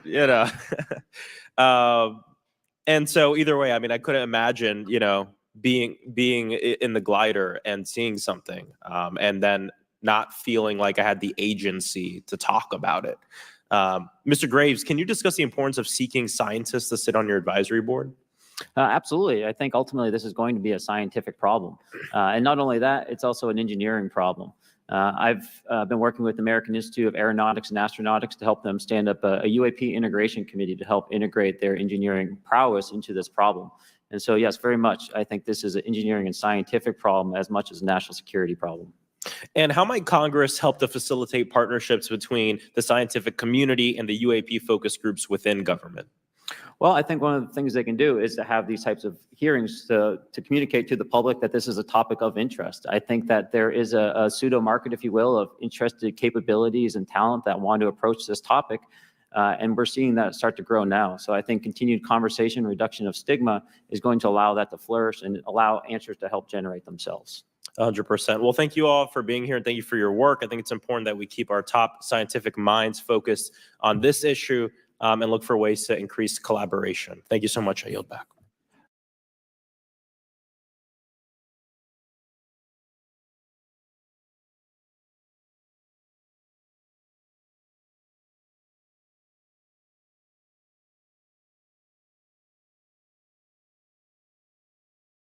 My mic is muted. I have a quick question for you. Do you think this brought disclosure? Right. There was a lot of people saying after this happened, I remember, we got disclosure. Right. But the argument has been lately, we don't have disclosure and we're trying to get disclosure. So disclosure is really multifaceted. Did this move the needle toward disclosure? I'm sure there'll be some whatchamacallit.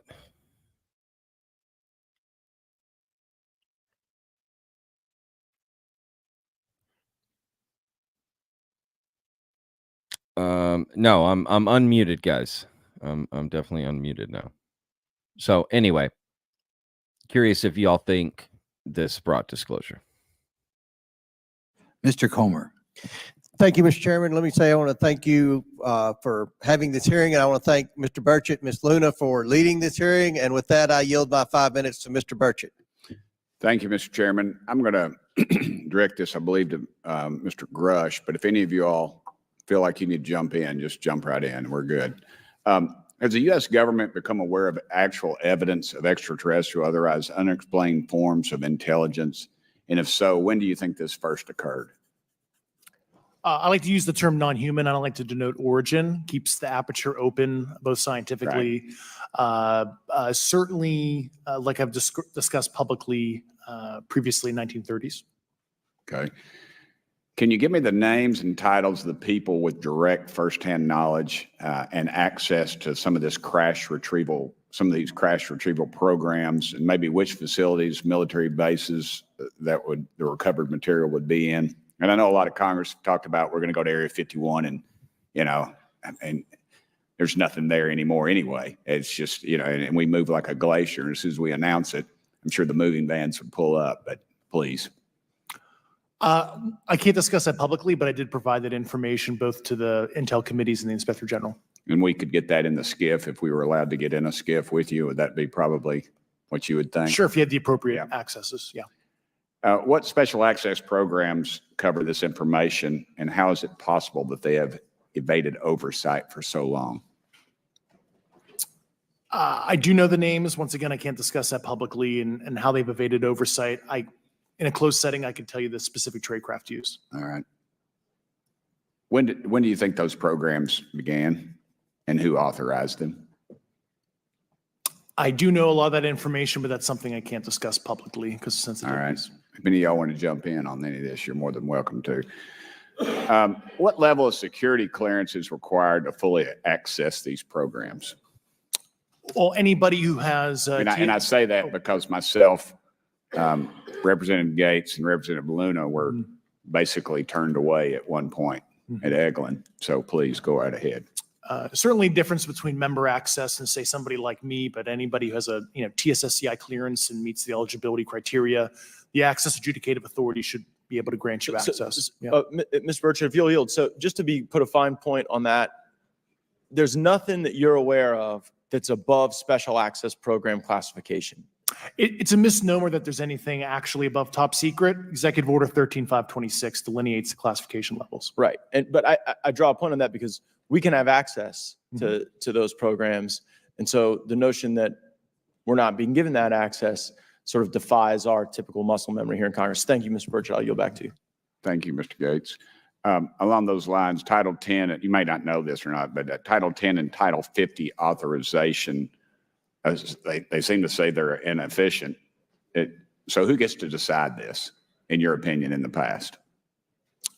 It's a group of career senior executive officials. Okay, are they government officials? Both in and out. Do what? Both in and out of government, and that's about as far as I got can you. go there. Yeah. All right, well, that leads to my next question. Which private corporations are directly involved in this program? How much taxpayer money has been invested in these programs, to your knowledge? I mean, we know we audit the Pentagon every year, and I've been here 5 years, and they failed the dadgum thing every year. They lose over $1 billion a year, we think, and I was told Department of Defense maybe 60% of their assets are unaccounted for, whatever the heck that means. In the public sector, you go to jail for that kind of crap. So tell me. Yeah, I know when I'm $1 off of my DTS travel voucher, I get hammered, but it seems like it doesn't work the other way. If you right? sell over Yeah. if you sell over $600 worth of stuff on eBay, now you get a call from the IRS. So please, what corporations? Yeah, I don't know the specific metrics towards the end of your question. The specific corporations I did provide to the committees in specific divisions, and I spent 11 and a half hours with both Intel committees. So. Okay, has there been an active U.S. government disinformation campaign to deny the existence of unidentified aerial phenomena? And if so, why? I can't go beyond what I've already espoused publicly about that.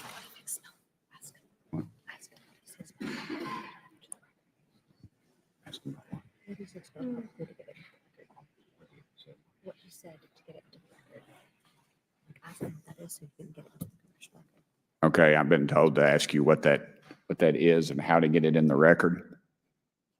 What What have you stated publicly in your interviews for the congressional record? Yeah.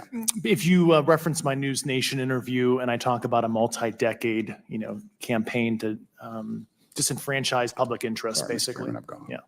Thank I you. apologize, Mr. Chairman. I yield back negative 21 seconds. Thank you. Ms. Ocasio-Cortez?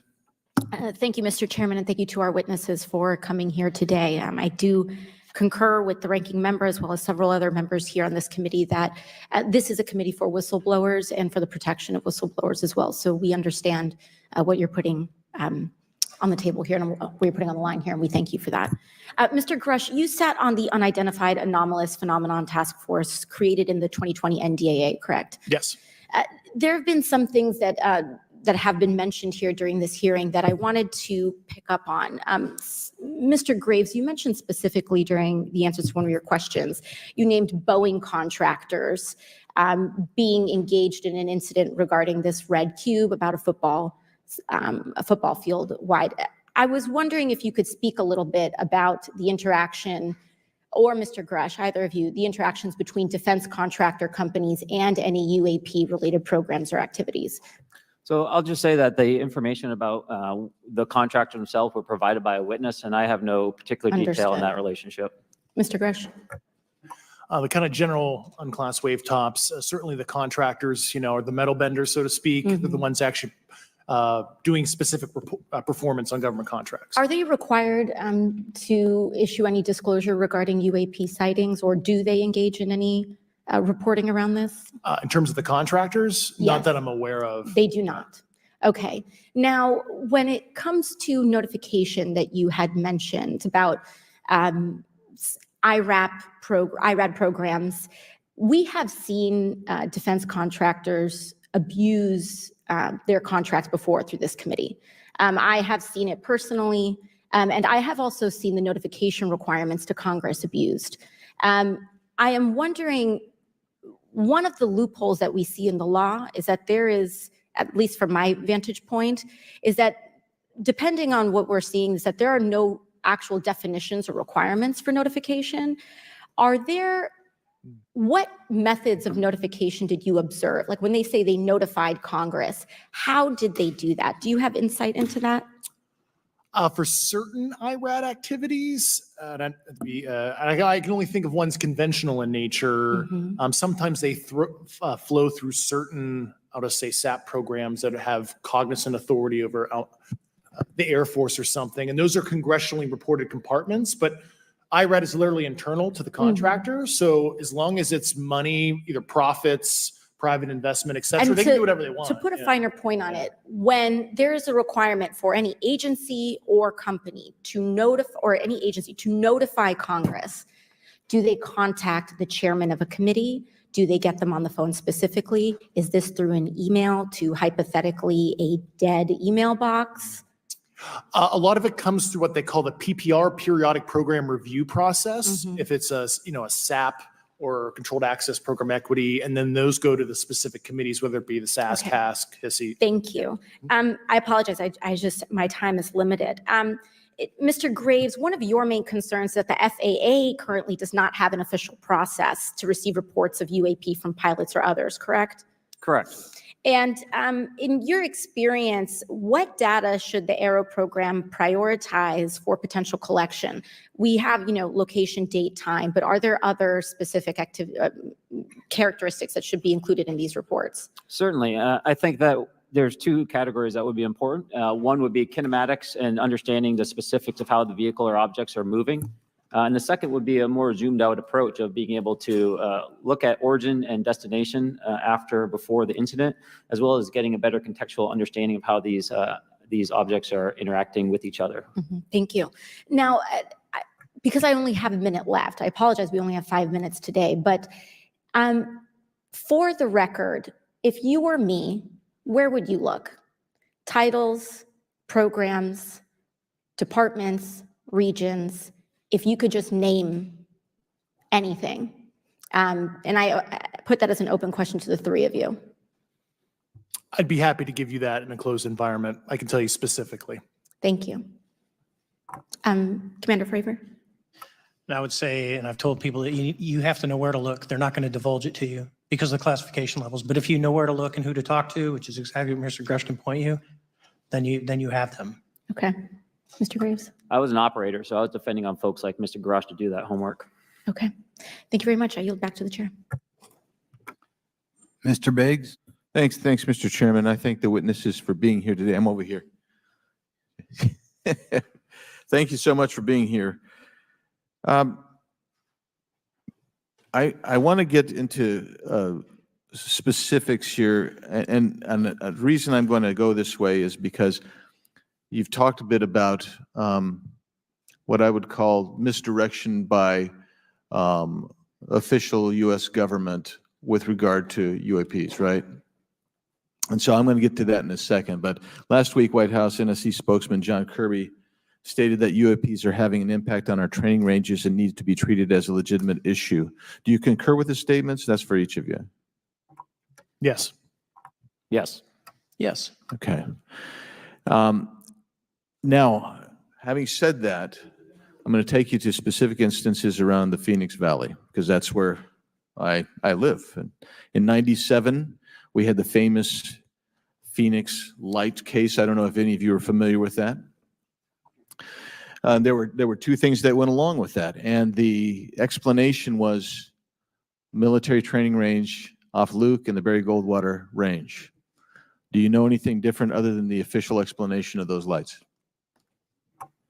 Only what's in the public vernacular about it. That was outside the scope of my duties. And if we wanted to, just my question along with my colleague from New York, Ms. Ocasio-Cortez, if we wanted to find out more about that, where would we go to find the files, and who would we address?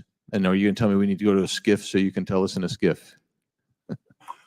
I could potentially give you a vector on that. That specific case, I'm familiar with it in terms of public, but I give you a vector in closed environment, yeah. That would be good, thank you. So if it's true that UAPs are having an impact on training ranges, and this administration considers it to be a legitimate issue, what steps can Congress take to address training range impacts? And I say that having two very large training ranges in my state, And so we'll start with Mr. Graves and going down the panel. Some of the initial procedures have been implemented, such as within the United States Navy that have a range failure report that gathers information from pilots. I understand that a service-wide reporting mechanism is still pending. However, that would be a great next step, not only for gathering information, but for showing the troops that it is an acceptable topic and reducing the stigma. Okay, please, all of you continue. Yeah, as a recipient of a lot of those training range reports, sometimes we only get contextual kind of oral reporting. It'd be nice if they attached all sensor data and there's a system in place that can handle multiple classifications of data. And that's an issue with the F-35, right? That jet was never built to be an ISR platform. And it's a pain in the, we'll just say butt, to get that data off. So, yeah. Great. Thank you. Yeah, I would agree with the previous two. Being a user of those training ranges, that the data has to be out there. You have to acknowledge that you're seeing them, and then you have to collect the data. Right now, you get the report, someone says, I saw something, but no one collects the radar data to back it up and do research. Okay. Do you believe that the 2019 classification guidelines for UAPs interferes with the federal government's ability to be transparent with the American people? And do you think we need to be more transparent with the American people? All of you, yeah. I'll say yes to that. Yeah, I'm familiar with at least the UAP Task Force 2019 Security Classification Guide. I think it's fair. I did actually help author that with the. You got a bias that way then. But I will say, I'll call it a lazy attitude about declassifying videos. I mean, I've seen some of the videos of the recent shoot down, and I saw no reason that couldn't have been released as long as they mask some data. The American people deserve to see that imagery and full motion video. I would think, well, in my opinion, I will say things are overclassified. I know for a fact the video or the pictures that came out in the 2020 report that had the stuff off the East Coast, they were taken with an iPhone off the East Coast. A buddy of mine was one of the senior people there, and he said they were originally classified at TSSCI. And my question to him was, what's TSSCI about these? They're an iPhone literally off the vacapes. That's not TSSCI. So they're overclassified, and as soon as they do that, they go in a vault, and then you all have to look for them. Yeah, so with the overclassification, that may be one way. Are there other ways that the DoD or intelligence agencies are keeping this information from the American people or even from Congress?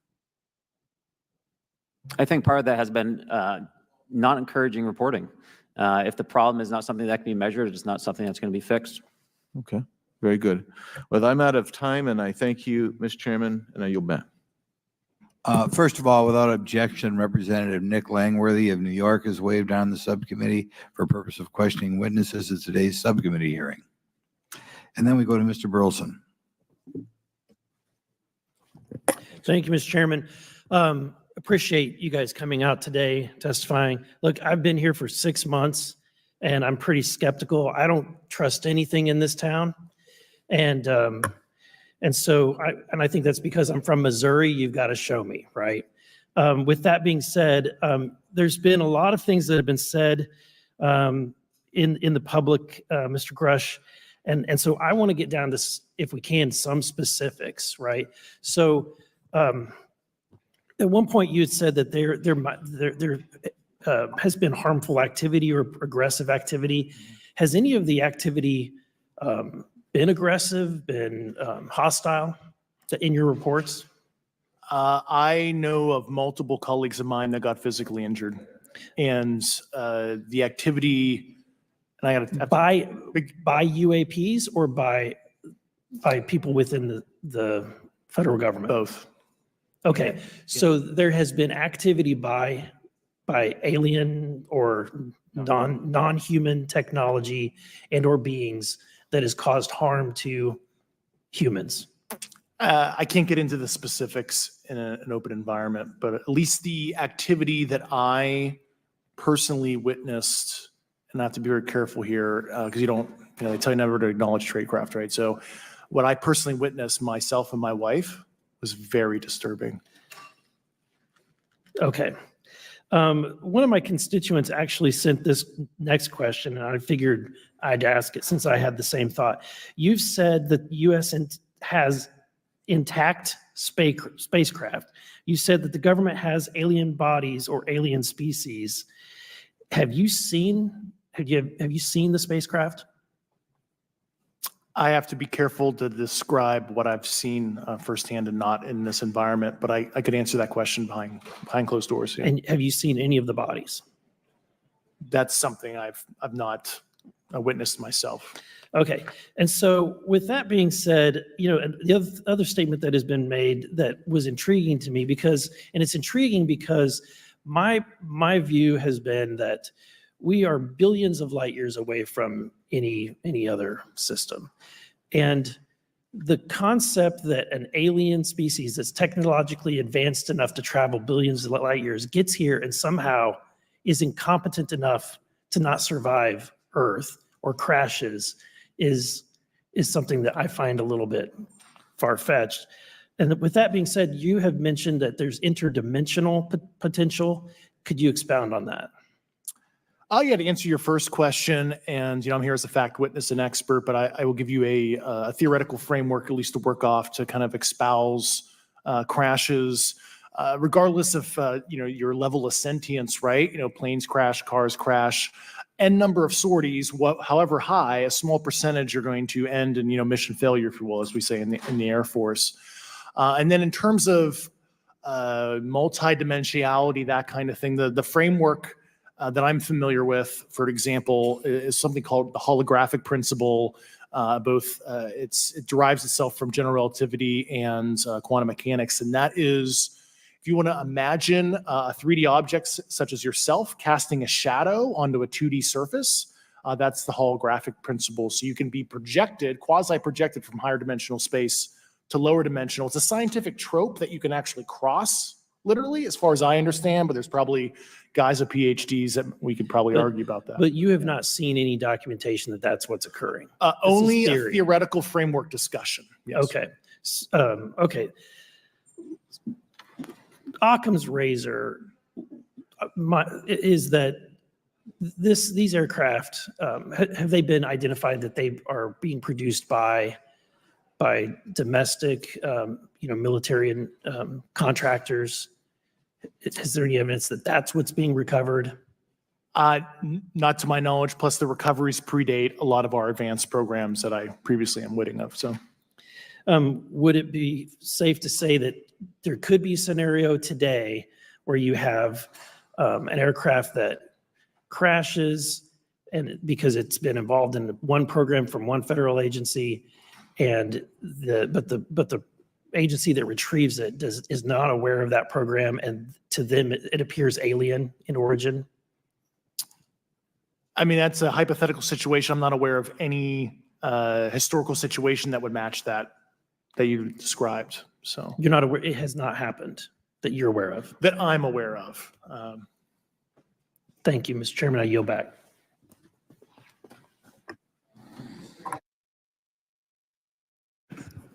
Several months ago, my office received a protected disclosure from Eglin Air Force Base indicating that there was a UAP incident that required my attention. I sought a briefing regarding that episode and brought with me Congressman Burchett and Congresswoman Luna. We asked to see any of the evidence that had been taken by flight crew in this endeavor and to observe any radar signature as well as to meet with the flight crew. We were not afforded access to all of the flight crew. And initially, we were not afforded access to images and to radar. Thereafter, we had a bit of a discussion about how authorities flow in the United States of America, and we did see the image. And we did meet with one member of the flight crew who took the image.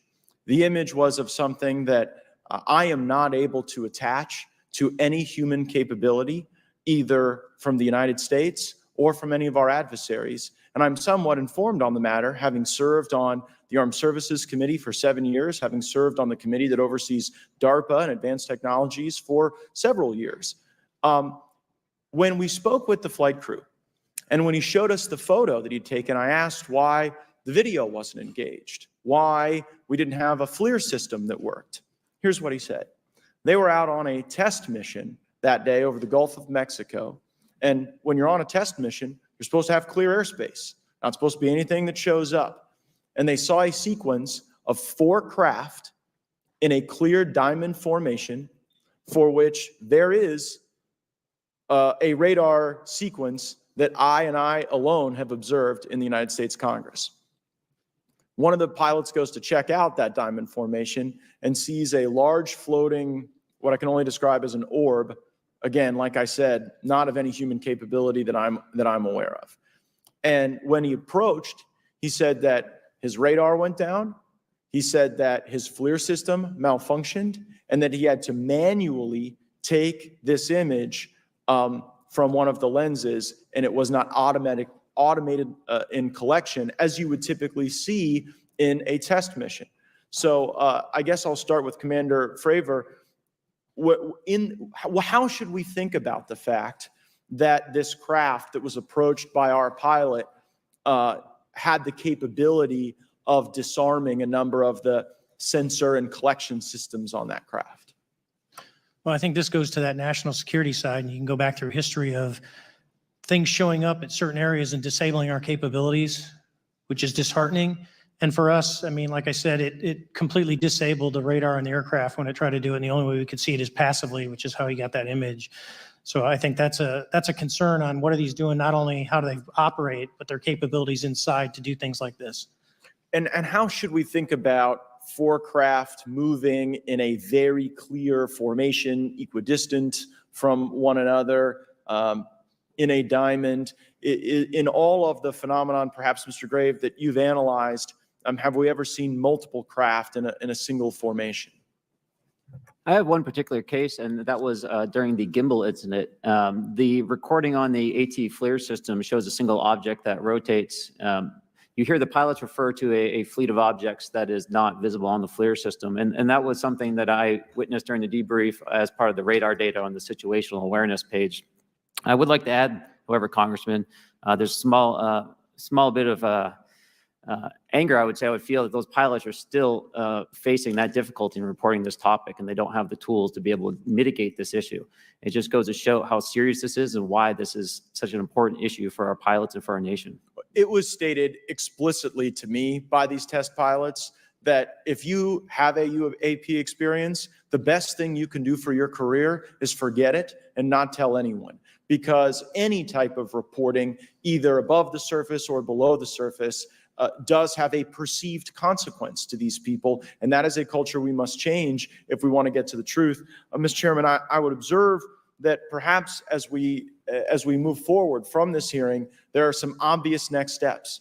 Every person watching this knows that we need to meet with Mr. Grusch in a secure, compartmentalized facility so that we can get fulsome answers that do not put him in jeopardy and that give us the information we need. Second, I would suggest that the radar images that were collected of this formation of craft out of Eglin Air Force Base, and specifically the actual image taken by the actual flight crew that we can actually validate, be provided to the committee, subpoenaed if necessary, so that we're able to track how to get this type of reporting and analysis done in a more fulsome way. That would be my recommendation, humbly, as a guest here of the Fine Oversight Committee. I yield back. Ms. Mays? Thank you, Mr. Chairman, and good morning to our witnesses who are testifying Here today. we go, And guys. thank This is each gonna of be a you for good being one. here to discuss a topic of grave importance to our national security. Earlier this year, a Chinese spy balloon was shot down off the coast of my home state of South Carolina. Since the Roswell incident in 1947, many Americans have wondered about the dangers of unknown objects crisscrossing our skies, whether these are UAPs or weather phenomena, advanced technology from American allied or enemy forces, or something more out of this world. So my first question, I have several questions, and if we can just be quick on these first two, I'm going to ask each of you the same question, and then I'll get to each of you individually. The first one, when you reported your experiences with a UAP, did any of you face any repercussions with your superiors, yes or no? No. No. I've actually never seen anything personally, believe it or not. So. All right. And then do you believe there's an active disinformation campaign within our government to deny existence of UAPs, yes or no? I don't have an answer to that. As previously stated publicly, yes. I think previously with like Project Blue Book, yes, but currently I don't speak for the United States government. Okay, thank you. I have a few questions for Mr. Graves. What percentage of UAP UAP sightings, in your belief, go unreported by our pilots? This is an approximation based off of my personal experience speaking with a number of pilots, but I would estimate we're somewhere near 5% reporting perhaps.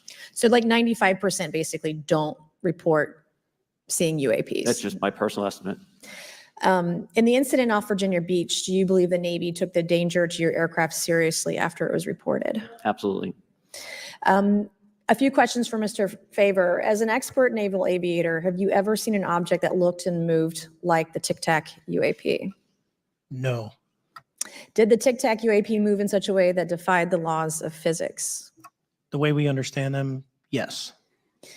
Many dismiss UAP reports as classified weapons testing by our own government, but in your experience as a pilot, does our government typically test advanced weapon systems right next to multi-million-dollar jets without informing our pilots? No, we have test ranges for that.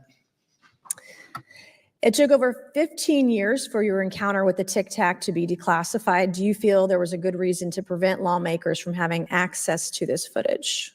No, I just think it was ignored when it happened and it just sat somewhere in a file, never got reported. In a drawer. It happens a lot up here. Shocker. Mr. Grusch, a couple of questions for you too, sir, this morning. What percentage of UAPs do you feel are adequately investigated by the U.S. government of the 5% that are reported? I can only speak for my personal leadership over at NGA. I tried to look at every report that came through that I could triage. So, do you believe that officials at the highest levels of our national security apparatus have unlawfully withheld information from Congress and subverted our oversight authority? there are certain elected leaders that had more information that I'm not sure what they've shared with certain Gang of Eight members or et cetera, but certainly I would not be surprised. Okay. You've stated that the government is in possession of potentially non-human spacecraft. Based on your experience and extensive conversations with experts, do you believe our government has made contact with intelligent extraterrestrials? Something I can't discuss in public setting. Okay, I can't ask when you think this occurred. If you believe we have crashed craft, stated earlier, do we have the bodies of the pilots who piloted this craft? As I've stated publicly already in my News Nation interview, biologics came with some of these recoveries. Yeah. Wow. There it is. Were they, I guess, human or non-human biologics? Non-human, and that was the assessment of people with direct knowledge on the program I talked to that are currently still on the program. And was this documentary evidence, this video, photos, eyewitness? Like, how would that be determined? The specific documentation I would have to talk to you in a skiff about. Gotcha. Yeah. Okay. So, and you may or may not be able to answer my last question, and maybe we get into a skiff at the next hearing that we have, but who in the government, either what agency, sub-agency, what contractors, who should be called into the next hearing about UAPs, either in a public setting or even in a private setting? And you probably can't name names, but what agencies or organizations, contractors, et cetera, do we need to call in to get these questions answered, whether it's about funding, what programs are happening, and what's out there? I can give you a specific cooperative and hostile witness list of specific individuals that were in those. And how soon can we get that list? I'm happy to provide that to you after the hearing. Super. Thank you. And I yield back. Okay. And that clip went viral, right? That clip with Nancy Vase might have been the most viewed clip of the whole thing. Now, again, that skiff never happened. Right? All the times that David Grusch said during this hearing, I can provide that to you after this. After the hearing, it has not happened, which is sad. What's holding it up at the end of the day? I don't know. I'm not an expert there. But you would hope that we could. I say just let Grusch say it publicly. Just go for it. All right, a little bit longer. And we're going to top this off. Okay. Now we have Mr. Langworthy's here. Okay. Thank you very much. I'd like to thank all of the witnesses for being here today to discuss this very unique topic. And I'd like to jump right into my questions, if you don't mind. Commander Fravor, can you briefly describe your background? Yeah, I was an enlisted Marine, Naval Academy graduate, Navy, flew for 18 years, got a master's from University of Houston, and I've worked in the private sector for the last, 16 years, 17 years. I do a lot of defense work. So really gold-plated credentials. Commander Fravor, we have all seen the floating Tic Tac video that you engaged with on November 14th, 2004. Can you briefly talk about why you were off the coast of San Diego that day? Yeah, we were at a workup with all the battle groups. So we integrate the ships with the carrier, the air wing with the carrier, and we start working. So we were doing an air-to-air defense to hone not only our skills, but those of the USS Princeton when they had been tracking them for 2 weeks. The problem was that there was never manned aircraft airborne when they were tracking them. And this was the first day. And unfortunately, we were the ones airborne and went and saw it. Do you remember the weather that day? Was it cloudy or windy or anything out of the ordinary on the Pacific coast? It was actually, if you're familiar with San Diego, it was a perfect day, light winds, no white caps, clear skies, not a cloud. It was, for flying, it was the best. Now, is it true that you saw, in your words, a 40-foot flying Tic Tac shaped object? That's correct. Or for some people that can't know what a Tic Tac is, it's a giant flying propane tank. Fair enough. Did this object come up on radar or interfere with your radar or the USS Princeton? The Princeton tracked it, the Nimitz tracked it, the E-2 tracked it. We never saw it on our radars. Our fire control radars never picked it up. The other airplane that took the video did get it on a radar. As soon as it tried to lock it, it jammed the radar, spit the lock, and he rapidly switched over to the targeting pod, which you can do in the F-18. From what you saw that day and what you've seen on video, did you see any source of propulsion from the flying object, including on any potential thermal scans from your aircraft? No, there's none. There's no IR plume coming out. And Chad, who took the video, went through all the EO, which is black and white TV, and the IR modes, and there's no visible signs of propulsion. It's just sitting in space at 20,000 feet. In your career, have you ever seen a propulsion system that creates no thermal exhaust? No. Can you describe how the aircraft maneuvered? Abruptly, very determinate. It knew exactly what it was doing. It was aware of our presence, and it had acceleration rates. I mean, it went from 0 to matching our speed in no time at all.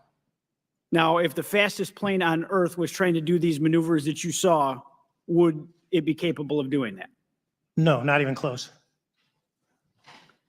And just to confirm, this object had no wings, correct? No wings. Now, was the aircraft that you were flying, was it armed? No, never felt threatened at all. If the aircraft was armed, do you believe that your aircraft or any aircraft in possession of the United States could have shot the Tic Tac down? I'd say no. Just on the performance, it would just left in a split second. It looks like that we have a problem here that needs further investigation. Yes. In your belief, is this flying Tic Tac, I mean, is it capable of being the product of any other nation on the earth? No, like I said earlier, I think it defies current material science and the ability to develop that much propulsion. And I know there's been some physicists of them calculations, which is beyond anything that we have. Well, either the United States has an adversary here in this world that we don't know, or we really have some serious investigations to do. I really appreciate you being here. Is there anything else about the November 14th, 2004 incident that you think is important for this committee to know that you haven't been asked here today? No, it's been said it's probably the most credible UFO sighting in history based on all the sensors that were tracking it. And then for us to get visual and to go against the naysayers that it's something on the screen or whatever. I mean, there's 4 sets of human eyeballs. We're all very credible. Of the 6 of us that were involved in the thing, including the video, every one of us is going to do 20 plus years in the military in very responsible positions. So I'd say the world needs to know that. It's not a joke. No, thank you very much for your testimony here today for all of you. And I yield back, Mr. Chairman. Mr. Ogles. Thank you, Mr. Chairman, and thank you all for being here and the courage it took to come forward and again, the sacrifice that each of you have made. I serve on the National Security Subcommittee for the Financial Services Committee, so I really want to stay in the national security lane, if I may. So when we think about traditional adversaries and both us towards them and them towards us, we probe their capabilities. We look for weaknesses, and we collect that data, that reconnaissance for in the event we need it in the future. For each of you, yes or no question, based off of your own experience or the data that you've been privy to, is there any indication that these UAPs could be essentially collecting reconnaissance information? Mr. Graves? Yes. Mr. Grusch? Fair assessment, yeah. Mr. Fravor? Very possible. Again, in the national security vein, is it possible that these UAPs would be probing our capabilities? Yes or no, Mr. Graves? Yes. Grusch? Yes. Fravor? Definitely. Is it possible that these UAPs are testing for vulnerabilities in our current systems? Yes. Yes. Possible. Do you feel, based off of your experience and the information that you've been privy to, that these UAPs provide an existential threat to the national security of the United States? Mr. Graves? Potentially. Yes, sir, potentially. Same answer, potentially. Yeah, I'd say Fravor? definitely, potentially. Mr. Graves and Fravor, in the event that your encounters have become hostile, would you have had the capability to defend yourself, your crew, your aircraft? Absolutely not. Sir? No. Is based off of the information that you've been privy to, is there any indication that these UAPs are interested in our nuclear technology and capabilities? Yes. By external observation, sure, that could be a fair assessment, yeah. Yes. Is there any indication that the Department of Energy is involved in UAP data collection and housing? I don't have an answer. I can't confirm or deny that in a public setting. And No. could you do it in a secure setting? Yes. Mr. Fravor? No, I don't know. Mr. Chairman, I think I'm the last member to go, but there clearly is a threat to the national security of the United States of America. As members of Congress, we have a responsibility to maintain oversight and be aware of these activities so that, if appropriate, we take action. I would encourage the chairman to demand that we have any and all, but in particular, Mr. Grusch, talk to us in a skiff. And if that access is denied, I will personally volunteer to initiate the Holman Rule against any personnel or any program or any agency that denies access to Congress. Mr. Chairman, with that, I will yield the remainder of my time to my fellow colleague from Tennessee, Mr. Burchett. Thank you, Mr. Chairman. Thank you, Mr. Ogles, for the great questions, brother. Mr. Grusch, I might have asked this before, but I want to make sure. Do you have any personal knowledge of someone who's possibly been injured working on legacy UAP reverse engineering? Yes. Okay. How were they injured? Is it something like a radioactive type situation or something we didn't understand? I've heard people talk about great question. Havana syndrome type incidences. What was your recollection of that? I can't get into specifics, but you could imagine assessing an unknown unknown. There's a lot of potentialities you can't fully prepare for. How do you think we ought to handle UAP whistleblower complaints like yours in the future? Yeah, there was some issue with mine. So, PPD 19 process, it goes to the Intel committees, either through PPD 19 or ICD 120. There's not a good way for the Intelligence Community Inspector General to provide that to other committees. And I asked my information to be sent to the House and Senate Armed Services Committee because there are Title 10 equities at play, but there was no smooth process to do so. Yeah. That's a trash can. Are you aware of any individuals that are participating in reverse engineering programs for non-terrestrial craft? Personally, yes. Mm-hmm. Do you know any that would be willing to testify if there were protections for them? Certainly closed door and assurances that breaking their NDA, they're not going to get administratively punished for so. Yeah. I yield, Mr. Chairman. Thank you. I'm going to do something a little bit out of the ordinary here. we're going to give 3 people a chance at an additional 3 minutes. So Mr. Burchett, do you want to keep going? Why don't you come back to me, Mr. Chairman? Miss Luna, if she's on, is she on that list? I'm on the Sure. Chairman, I'd like to submit for the record an article by News Nation, and it follows Mr. Grush's full interview for the record. Without objection. Thank you. Mr. Grusch, why is it that you refer to the phenomenon as non-human intelligence? Why deviate from the basis of extraterrestrial life? I think the phenomenon is very complex, and I like to leave an open mind analytically to specific origin. When you say specific origin, are you referring, can you elaborate on that for those that might not? If it's a traditional extraterrestrial origin or something else that we don't quite understand from either biological or astrophysics perspective, yeah, I just like to keep an open mind on what it could be, yeah. Okay, and referring to your News Nation interview, you had referenced specific treaties between governments. Article 3 of the Nuclear Arms Treaty with Russia identifies UAPs. It specifically mentions them. To your knowledge, are there safety measures in place with foreign governments or other superpowers to avoid an escalatory situation in the event that a UAP malevolent event occurs? Yeah, you're referring to actual public treaty in the UN Register. It's funny you mentioned that. Yeah, the Agreement on Measures to Reduce the Risk of Outbreak of Nuclear War signed in 1971. Unclassified treaty publicly available. And if you cite the George Washington University National Security Archives, you will find the declassified in 2013 specific provisions in the specific red line flash message traffic with the specific codes pursuant to Article 3 and Article, also Situation 2, which is in the previously classified NSA archive. What I would recommend, and I tried to get access, but I got a wall of silence at the White House, was the specific incidents when those message traffic was used. I think some scholarship on that would open the door to a further investigation using those publicly available information. Thank you. And then my last question with 51 seconds remaining.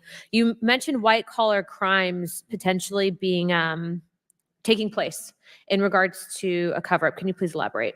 I have concerns based on the interviews I conducted under my official duties of potential violations of the Federal Acquisition Regulations, the FAR. Thank you very much, Chairman. I yield the remainder of my time. Okay, we'll go to Mr. Raskin for 3 minutes. Thanks, Mr. Chair. And I thank the witnesses for their endurance and service today. Mr. Fravor, you've described your episode in detail now, and you call it the most credible UFO sighting in history. But I wonder, was this the first time that you encountered a UFO or a UAP in 2004?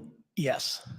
And what was your general attitude or perspective on the UFO discussion before that happened? I never felt that we were alone with all the planets out there, but I wasn't a UFO person. I wasn't watching History Channel and MUFON and all that. And have you had experiences or encounters since that happened? No.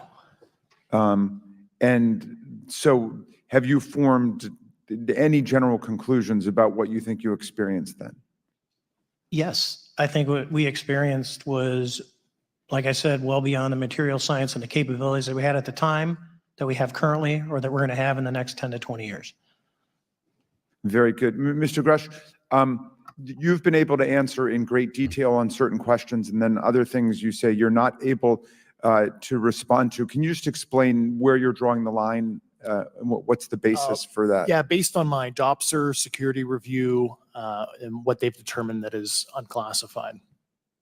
I see. So you're answering any questions that just call upon your knowledge of unclassified questions, but anything that relates to classified matters you're not commenting on in this context. In an open session, but happy to participate in a closed session at the right level. Yeah. Okay. And Mr. Graves, you've said that there are dozens of fellow pilots, military pilots? Are there also commercial pilots who've encountered the same kind of sightings that you described before? They are similar.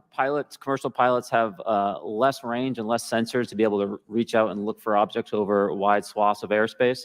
And so pilots are seeing them, commercial pilots are seeing them, and they're typically closer, and the range of what they're seeing is pretty large. What is the most vivid, concrete sighting with the naked eye of the objects that you described before, the cube-like objects? Certainly. I think the most vivid sighting of that would have been near midair that we had at the entrance to our working area. One of these objects was completely stationary at the exact entrance to our working areas, not only geographically, but also at altitude. So it was right where all the jets are going, essentially on the eastern seaboard. The two aircraft flew within about 50 feet of the object, and that was a very close visual sighting. And you were in one of the aircraft? I was not. I was there when the pilot landed. He canceled the mission after, and I was there. He was in the ready room with all his gear on, with his mouth open. And I asked him what the problem was, and he said he almost hit one of those darn things. He said he was 50 feet away from it? Yes, sir. And his description of the object was consistent with the description you gave us before? A dark gray or a black cube inside of a clear sphere. Inside of a clear sphere? Yes. And with no self-evident propulsion system? No wings, no IR energy coming off of the vehicle, nothing tethering it to the ground. And that was primarily what we were experiencing out there. I'm over time. Thank you very much for your service, and I yield back to Mr. Chairman. Very good. Mr. Burchett? Thank you, Mr. Chairman. This is for all three of y'all, starting with Mr. Graves. Why did you come forward on this issue? I came forward because I felt that my colleagues did not have a way to mitigate this safety threat, and I wanted to help them. I was trained as an aviation safety officer by the Navy, and it just felt right. I felt like I had to help the folks that were still flying and dealing with this. Mr. Grusch? Purely a sense of duty. My first sworn oath when I was a cadet 18 years ago, and I still uphold that even out of the uniform. Commander? I was pestered by a friend, and I asked why, and he said, "You're the one person that they can't discredit, and you'll add credibility to the New York Times article." And so after about 6 times, I said, "Okay." Honest. Yeah. This town isn't made, unfortunately, by people like y'all. We thank y'all. And I do want to also thank the people in the audience and the people that are watching this that can't be, people all over the world that have kept this issue alive. You've endured criticism and derogatory remarks, and we're trying to get to the bottom of it. And so God bless y'all. Thank y'all so much. We really appreciate you guys and gals.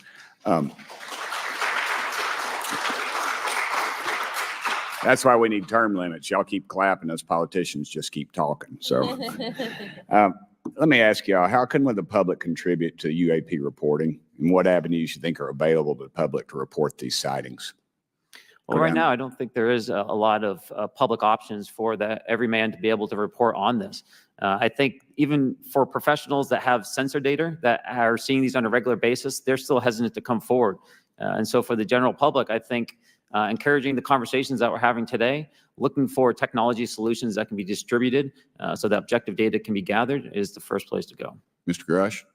I'll just touch on the whistleblower side of it. I do encourage, current and former military, intelligence community, and industry contractors to come forward in a legal way, either through the IC or DoD or whatever the cognizant IGs are, to lead, join me in this discussion. Commander, and I guess I should say this for the record. My daddy was United States Marine Corps, 1st Marine Division. So, hoorah. Yes, sir. He was old school, him and Chesty Puller on Peleliu. So thank you, wow. brother. Wow. Yes, sir. I'm not anything like my daddy. He was incredible. I'm very mediocre to say the least, but go ahead. You seem to be doing fine. Yeah. For me, I was an accident investigator. So the biggest thing to learn, and I think that witnesses need to do is, one, don't try and make the fish bigger than it was. Stick to the facts, write it down, and don't speculate what you think it is because it will sway your decision. Just write the facts down. We can get all the facts together and we can start to investigate and get a real honest story instead of it was this big. Thank you all, and I want to thank everybody. We made history today. Mr. Chairman, I yield. Thank you much, Mr.